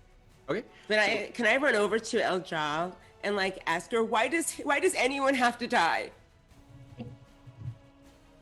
She Like never said grabbing- that was the Maybe they don't. Maybe yes. because I've seen it now, we can change it. Now let's just things. If there's more than one possibility, then we can make more. So why don't we go and make another one where he doesn't have to die alone? so Yes, what happens let's is do that it now. the spellcasting has completed as you see a creature that seems to be 12 feet tall, half made out of like a snake and the other half of an actual woman who has Dion stayed behind. has actual like 6 arms, all with blades, as it kind of screeches at the top of its lungs, fangs in the mouth and everything, as it swirls them around, and you see Dion face it like a Dark Souls boss. Health bar appears that's like longer than the screen, and yeah, would you guys like to flee while he stays behind? I'm not running from him. I'll have to be dragged, kicking and screaming because I'm Not going anywhere. He wouldn't leave. No. We must stand our ground and Very represent where we're from. Thank you. Okay, so first off, Dayon, do you want to charge first, or do you want to be on the defensive? Oh, I charge. Okay. I've been in a whole ass war. I ain't gonna suffer for no fools right now. I would highly recommend you use your your plot points. Oh yeah, I think this is the time. So we're gonna charge in. We're gonna use strength because, well, I'm running in spear first. Okay. I am using On my this devotion. day. Yeah, exactly. I'm using devotion because of what I have left behind, or at least seemingly left behind, unknowing but what's about to come on me. I am a soldier of the garden, so I get a D8 from that. I am using spear fighting, so I get a D8 from that. I'm using my Durinian spear, so I get a D6 from that. I'm going to use my plot point, jump up a D8 to a D10 for more potential, and I'm going to roll, dear narrator. Great, go for it.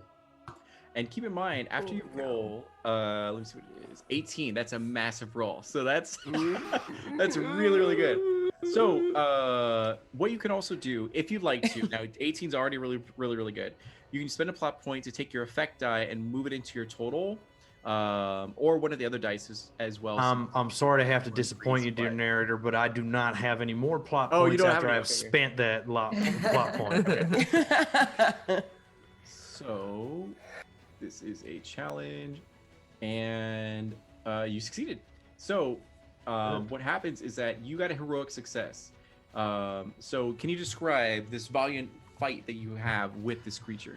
I'm going to start by stabbing into the midsection of this thing, and it's got like 6 arms, right? Yes. Well, I don't like the fact that it has 6 arms, so I'm gonna. That's too many. That's not right. So I'm gonna start by hacking off at the wrist every hand that exists and removing all of the threats. And then I'm gonna do a big old flourish, and I'm just gonna whisper under my breath, "You ain't worth a hill of beans." And he just slices. Strong language. He slices up the neck and face with the spear, just leaving a big old gouge mark. Not really like a killing blow, but like a "you better run before I get even harsh on you." Yeah. Perfect. So you do those flurry of blows, and you're showing all of your training, all of the war skills that you've mastered, and all that kind of stuff come out in this moment that you desperately need it, as this creature of abomination made of shadows and darkness begins to fall before your might. It's not dead, but it definitely did not expect you to slice and dice. So who would like to go next? Definitely. Okay. Bonetta? Because Bonetta, seeing that the brave Dion handle this beast and his skill, she's also the type to just rush in with her sun blade just gleaming. But before she does, when she's watching that, she's gonna be like, "What a man! I mean, human, yeah." And then she's gonna kind of focus, like snap herself out of it, and then she's going to start charging forward. And let's see what happens here. Okay, so let's see. Okay, so she's going to definitely use her her spirit for this, because she's using all of like just that energy of like Dion's courage. Yeah. She's going to use her justice, bringing this fiend to its end. She's going to definitely do Knight of Luxaria. Okay. Let me see. Oh, actually, give me 1 second. Ooh, wait. Yes. No, she's going to use her Knight of Luxaria. But I'm able to use a plot point to step up a die, correct? Yeah. Or after you roll, you can choose to add one of your extra dice to your total as well. Oh, gotcha. Yeah, Okay, whichever you like to do. Okay, so we're going to do sword play again. and using that Sun Forge blade. Okay. And we shall see what happens. 16, nice. I rolled a 14, so I was proud of myself. So okay. So I want to use a plot point to. Can I change the effect die to a 5? So yeah, so you can choose to move your effect die from the. Oh, actually, no. So it would be in your best interest to it's keep it as a the D10. total. Yeah, so you can you can bring the 5 to your total, and to make it even bigger. Yeah, so go ahead and do that because that'll give you a heroic success. Yes. Let's see. How will I go? Oh yeah, here we go. Just drag it over. Yeah. Perfect. So then, so now you get a 21. So describe what you do to this creature. Okay, so after seeing that display, you see Bonetta charge forward. And is this being still up? Yeah, it looks really, really bad though. So basically, you see her basically where Dion had focused on the arms. This time, she's focusing on the body of this being, and basically just like almost like as precise as, it's a weird analogy, but like kind of like a sushi, like a sous chef would slice just so ever so precisely. Sashimi. Yeah. She's gonna sashimi this snake female being thing. Yeah. So yeah, she just constantly, like, she's almost running up the body of this thing, and then she's going to try to, with her last blow, try to remove the head from this being. And she's going to then do her own kind of superhero landing onto the ground next to Dion. And Elle's going to be like, and what a woman. You give him a wink. What a woman. Yeah, there you go. Perfect. And then, so in the background, the mages, as they're watching their summoned creature begin to get decimated, as you see that their skin is beginning to wither a little bit and their life force is draining into this actual summoned creature in order to get this to happen, they're freaking out, and one of them calls out, Zyard, we need you, please. And just like your vision had told you that, like, whoever this man is, when he appears, things are going to get way worse. Since I know, because I know that was going to happen, just as she's about to say it, could I like slice her and like attack with my my sword blades, or my sword staff, or do I have to wait until after she? She's a bit she's about 60 feet away, so you can try to throw something at her if you'd like to do that, or whichever you'd like to do, or you can attack the creature who's barely hanging on. I don't know if I could throw something far enough to kill her. I guess I'll finish off the beast then. Okay. I won't use my last plot point because I don't think I need to. But I'm going to use my agility, my mastery, my elven swiftness, my sword play, and my elven sword staff. So I've got D10, D10, D8, D6, D8. Let's see. Intimidating. Okay, go for it. Yeah, 15. Okay. Yeah. With that one hitch, I'll just go ahead and throw. Do you have any more charity armor at all? No. Okay. Wait, can we give ours? If I roll a hitch, then you can heal from like stress and all that. But for right now, you're gonna get one for, we'll just say physical, as she swipes back at you with like one of her swords and gets you in the leg. So you only have a D6 of physical damage and or physical stress rather. But you do slay this creature. Can you go ahead and explain to me how you how far away do I start? I'm sorry, how far away am I to start with? We're gonna say that you were 20 feet away from this creature, and then you like made it to her. I'd like to run up behind and kind of give Bonetta like a heads up, and just be like, "Hey, sunshine!" And then I'm going to jump off her back because she's on her superhero landing.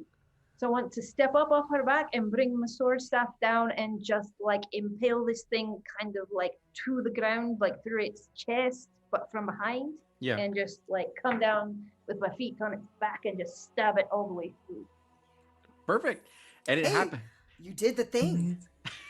You did the What thing. thing?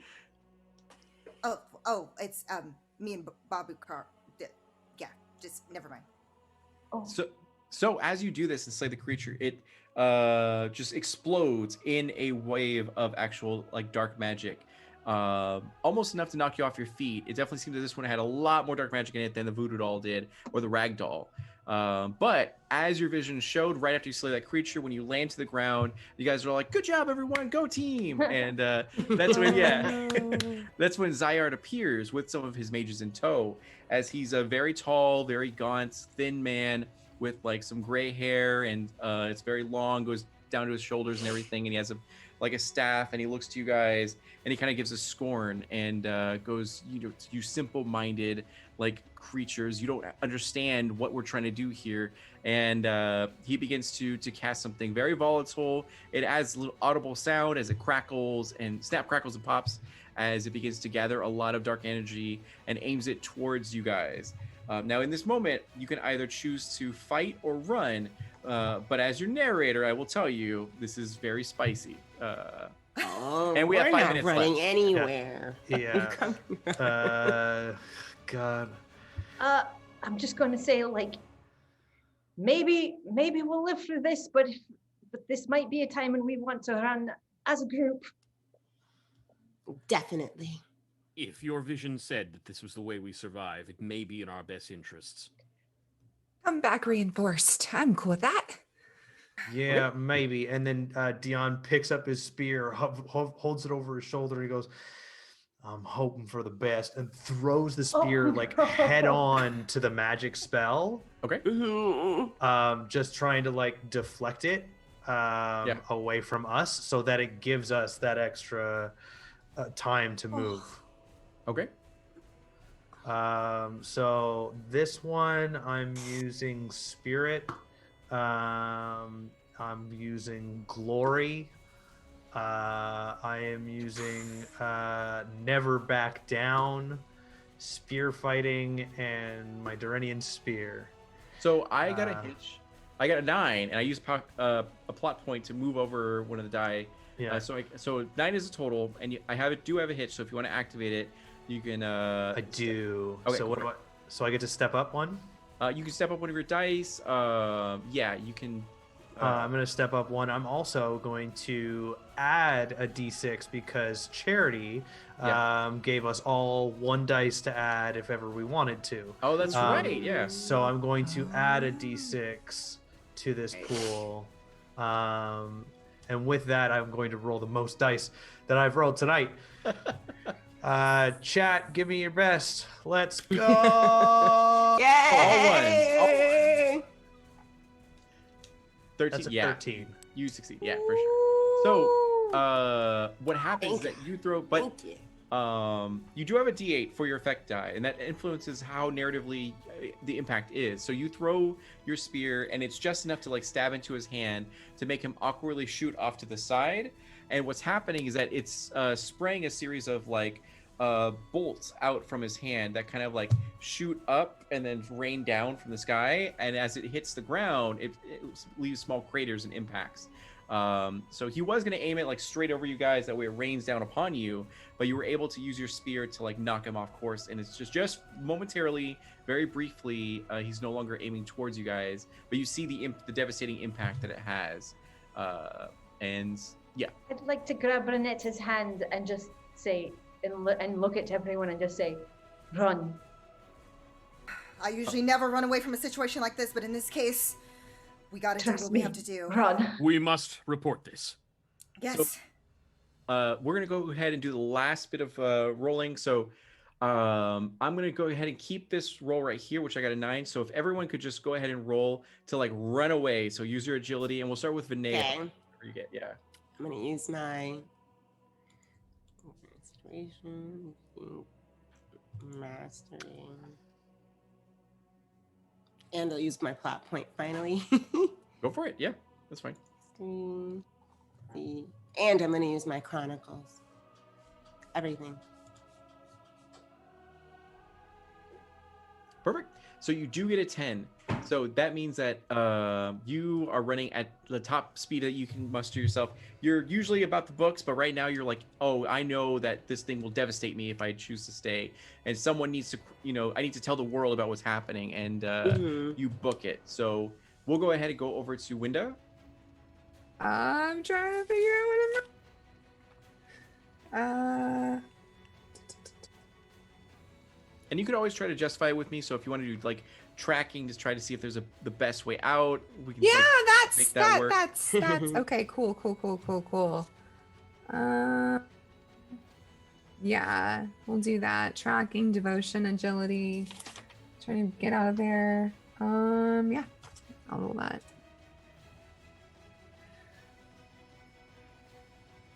Okay. With 12, you're completely fine. As you are right next to Vinaya, as you're like put your Nikes on and just like running at top. Leon, get out of there! Winda! And then Babacar. Okay, so agility for Sherzies, justice because we need to tell, we need to bring this back to her radiance. This is important. Simplicity is the best solution because I'm running. Okay, so this is where I'm gonna try and finesse you a little. Go for it. Yeah. So sun magic and sun magic spells because I think because it's dark and kind of creepy in the woods. Yeah. I think he would quickly try and pop off Veramanimo, or not Veramanimo, Circo Luminous, like a ring of light, so he could best see his way out of the woods. Mm-hmm. Perfect. Ooh. All right, let's give it a go. Come on, big money. Come on, Babu. Big money. All right, yeah, definitely. Yeah, you do have a hitch, which will I think I'm out of power points, so you're or plot points, so you're fine. Okay. Yeah, so you do use that as you're running as well. You making way out, making it easier for everyone else, as everyone's kind of like trailing behind Winda as she seems to know this area well enough to navigate out. And then with the light, it also assists everyone. So everyone else's rolls are going to be easier to. Yeah. So now we're going to go to Vanetta. So you can have an extra D6 asset because of their assistance. Yeah. Okay, so I have my agility, which I'm going to use a plot point to step up. I'm going to use my justice, of course, because just like my brother said, we are going to take this back to her radiance because she despises dark magic, so she'll want to know about this. And I'm going to actually do one that I haven't had a chance to use yet. I'm going to use my fickle luck because I'm going to turn that into just regular luck with another power point. Yeah. Plot point. Instead of just fickle, we're going to get lucky today. And strategy because obviously, this is the best strategy to run in this situation. And I'm going to add that extra little die, I think. Wait, did it not let me do it? And drag it over. Yeah, you have to drag it over. over. Oh, you have to drag it over. Yeah, Got it. Okay, and we're rolling. 21. Okay. So we're gonna have it that you were so successful that you can help either Dayan or Eljal Dayan. without them having to roll. Yeah. Oh, this is tough. Now I gotta decide. I just gave up 10 years of my life for you guys. Yes, Not a big deal. I'm going to. No, I know. I was like, oh my gosh. I'm like, even though obviously I was like, what a man. Eljal did the thing. Times like a zillion because she literally lost some of her life. So I'm going to give it to Eljal. Which narratively definitely works. As you can see that they're very like weak and kind of winded right now as they're just like their body went through a lot, having to gaze into the eyes. In a day. Cry corner. Yeah, for sure. So Dayan, it is now your roll. So I got a 9. So that's not that. Wait, did you already roll? I haven't rolled yet. Oh, you did the spear. Yeah, that's right. Okay. So go for it. So you have a 9. Cool. You said agility, yes? Yes. Yeah. Cool. I'm going to use agility. Then I'm going to use liberty because this is about it's about being above or the society being above me. Yeah. It's not about me. It's about everybody else. I am a Duranian free folk, and I will walk where I need to walk. And I know where we've gone in this forest, so I'm going to add my agriculture. And you can add the D6 asset for their light and then Windows tracking and everything. Cool. Let's hope for the best. Come on. Wow. That's an I love 11. You Just do it. got. So all of you like make it out of here. As all around you, you see trees just shatter and crack and break and ground explode. And you arrive to the actual cart and the wagon as Tylo is there, like, what's going on? And I assume that you guys are all like, just get out of here. So Just go. We're gonna and he just like Start the whips car! yeah, exactly. He whips the reins. As Rufus, Stanley, do the thing. Yeah. As Zyard begins Those are the to horses. there you go, perfect. Yeah. As Zyard begins to pour his dark magic to try to like catch up with you guys, but can't. As the image of him and his like colts like begins to fade away in your proverbial rearview mirror. Bye, this, like, wagon. suckers. And yeah, so you make your way to Thunderstone outpost. You report everything that's there. By the time you guys arrive, there like it takes like half a day for the other like troops to actually get there to go and investigate. Unfortunately, you never find Zyard, and you hope and pray that that was the last encounter of dark magic that you'll ever experience. But unfortunately, it was not, as the world goes through a lot since then. And Can I like walk over to Babacar, sort of like casually, and Vinaya sort of like, how's your book? She's like, have you ever been to a Candlekeep library in Cormier? Just wondering if you'd like to accompany me sometime. Seem like you like knowing things. I do like knowing things, yes. I will accompany you. Babu. Great. Babu. Yes. This is what they call flirting. You like to leave your son number in my chronicles? Come here. Yeah. That's amazing. And then perfect. So yeah, so we're good. All right, we're 6 minutes over. So I want to thank all of you guys for being here, helping support this. We raised a lot of money. Do we know what the final total is for 1,100. 1,100? Oh, Yay! that's rad. That's So great. that's like way beyond our goal, which is awesome. I really Nice. appreciate it. Guys, so Let's go much. ahead and go around the room and tell each other where we can, or tell everyone where we can find each other. So starting with our very special guest, who we're honored to be a part of and like play with, Jesse. Stop. No, but you can keep going. Hi. Again, I'm Jesse Inocalla. I'm the voice of Soren on The Dragon Prince. I also do other stuff. I have other shows that I've done. Anyway, check me out on Instagram or Twitter. It's at Inocalla, Jinocalla, for pictures of my dog, realistically. That's really all I post. Yeah, and it's been such a joy. Thank you so much for having me. This was so much fun. I've been so excited to get to play the game ever since I heard it was announced. And I am stunned at how simple it was. It's like Once great. I realized how simple it was. So Yeah. I really hope, this has been great for you guys, and I hope that everybody that picks up the book has as much fun as I'm sure we did. Yeah, and Jesse's a super cool dude. He was super easy to work with, super professional, just down to earth, super cool, good looking, and everything. So it's and then Bert, going over to Renee. Hi, I'm Renee Beauregard. You can find me at Dragon Rock RPG Design on Instagram, at Dragon Rock RPG on Twitter and Facebook, where we create 5e supplements for D&D things. I would also like to thank Jesse for coming out and playing with us today. It was totally rad to play with you for these last couple of weeks, as well as like. In one of the people in chat, one of our moderators, Chills, kept saying like, it's weird hearing Soren in my ears, and it's just like, no man, No, right? like Believe me, 100%. good for me too. So yeah, you can find us there. Tune in to Fable 42 tomorrow for the first returning for season 3 of Wizards of Ugador. Tune in on Saturday for Vault 42. Tune in on Wednesdays for Realms of Ugador. Tune in on Mondays for Legends of Shalgal. There is A lot of tabletop RPG content. there is. We do a lot. There is a schedule down below the video. You can check out when we're airing.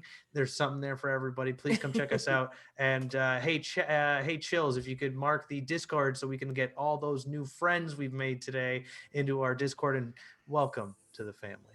Yeah. Yay. And then the one who made this all possible, Utahime. Hi guys, I'm Utahime Cosplay. You can find me at Utahime Cosplay on again Facebook, Instagram, here on Twitch, Brianna DeCosta on Twitter. Even though I'm really sucky at doing the tweeting, so I apologize in advance. But seriously, your tweets are good. Thanks. I'm trying to get better. I'm really bad at them. But again, thank you guys so much. Seriously, without all of you guys, this wouldn't have been possible. Everybody over at Cortex and Tabletop Fandom, Wonderstorm for creating the freaking Dragon Prince, the most amazing story like that. I mean, again, if you guys haven't already seen the series, please do. And obviously, for reasons, What are you doing? my brother, It's amazing. is in it. But yeah, it's amazing. Again, thank you guys so much, all the viewers, for staying with us, helping us smash that goal, and it's for the Bail Project. And we're really happy to have been able to raise so much for such a wonderful cause. And again, yes, tune into all the things. I'll be back as Kizana Moonshadow tomorrow for Wizards of Ugador, Silverthorn, House Silverthorn, best house. And then, yes, and D'Angelo is going to be joining us. And then also Saturday evening for Vault 42. Thank you guys so much. Yeah. And then Rachel. Yay. Hi, everybody. I think everything has been said. Yeah. Wait, what'd you say? Rachel. We'll go to Oh, Rachel. go ahead. Sorry. Say Alicia, I'm sorry. You're right. Sorry, go ahead now. Oh gosh. Hi, I'm Rachel Beauregard. You can find me at Bad Duck Design on Instagram, where I make gay nerdy things. Oh yeah. Yeah. And then Alicia.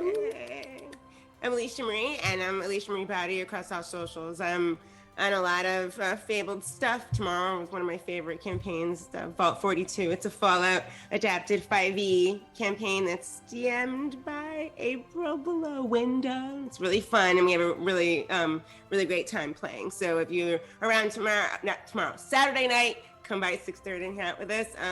I just want to say thank you to everybody here for introducing me to the Dragon Prince. I'm a deaf, hard of hearing human. And so for me, I was telling them, we were in chat, just seeing like how much like inclusivity and how that show, the fact that it isn't completely blown up even bigger is like, just totally freaks me out. If you have not seen the Dragon Prince, you've got to watch it. It's good. It's super good. Yeah. It's like It's so 3 much seasons, 9 episodes each. Come on, guys. Yeah, And right? it's coming back. I can't wait for season 4. You can binge it in a day. Binge it. Totally. Anyway, I just want to thank you guys. And the game was amazing. D'Angelo, you're an incredible Thank you so DM. It's much. so Oh, much thank fun. You killed it. And then you all. April.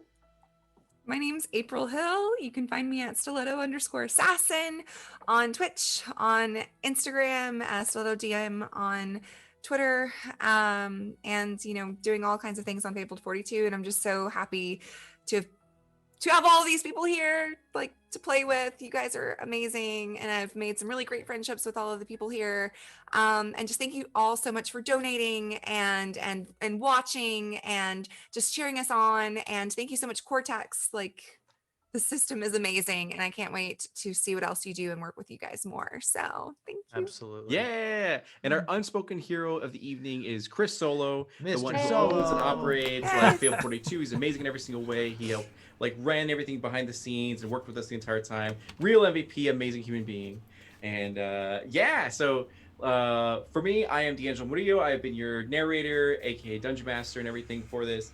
I absolutely love the Cortex system. I'm super stoked about getting to learn it. I love Dragon Prince and Tales of Xadia. It's been amazing to work with Melly DM and everyone else with it. Please take a moment to check out Fabled 42 and everything. Follow them. Cortex RPG, definitely follow them, support them. They worked with us really well. They love their community. You can see that in their Discord and everything. Same with Tales of Xadia. Make sure to buy that because a lot of beautiful people worked on it. And thank you again for supporting the Bail Project. We really, really appreciate it.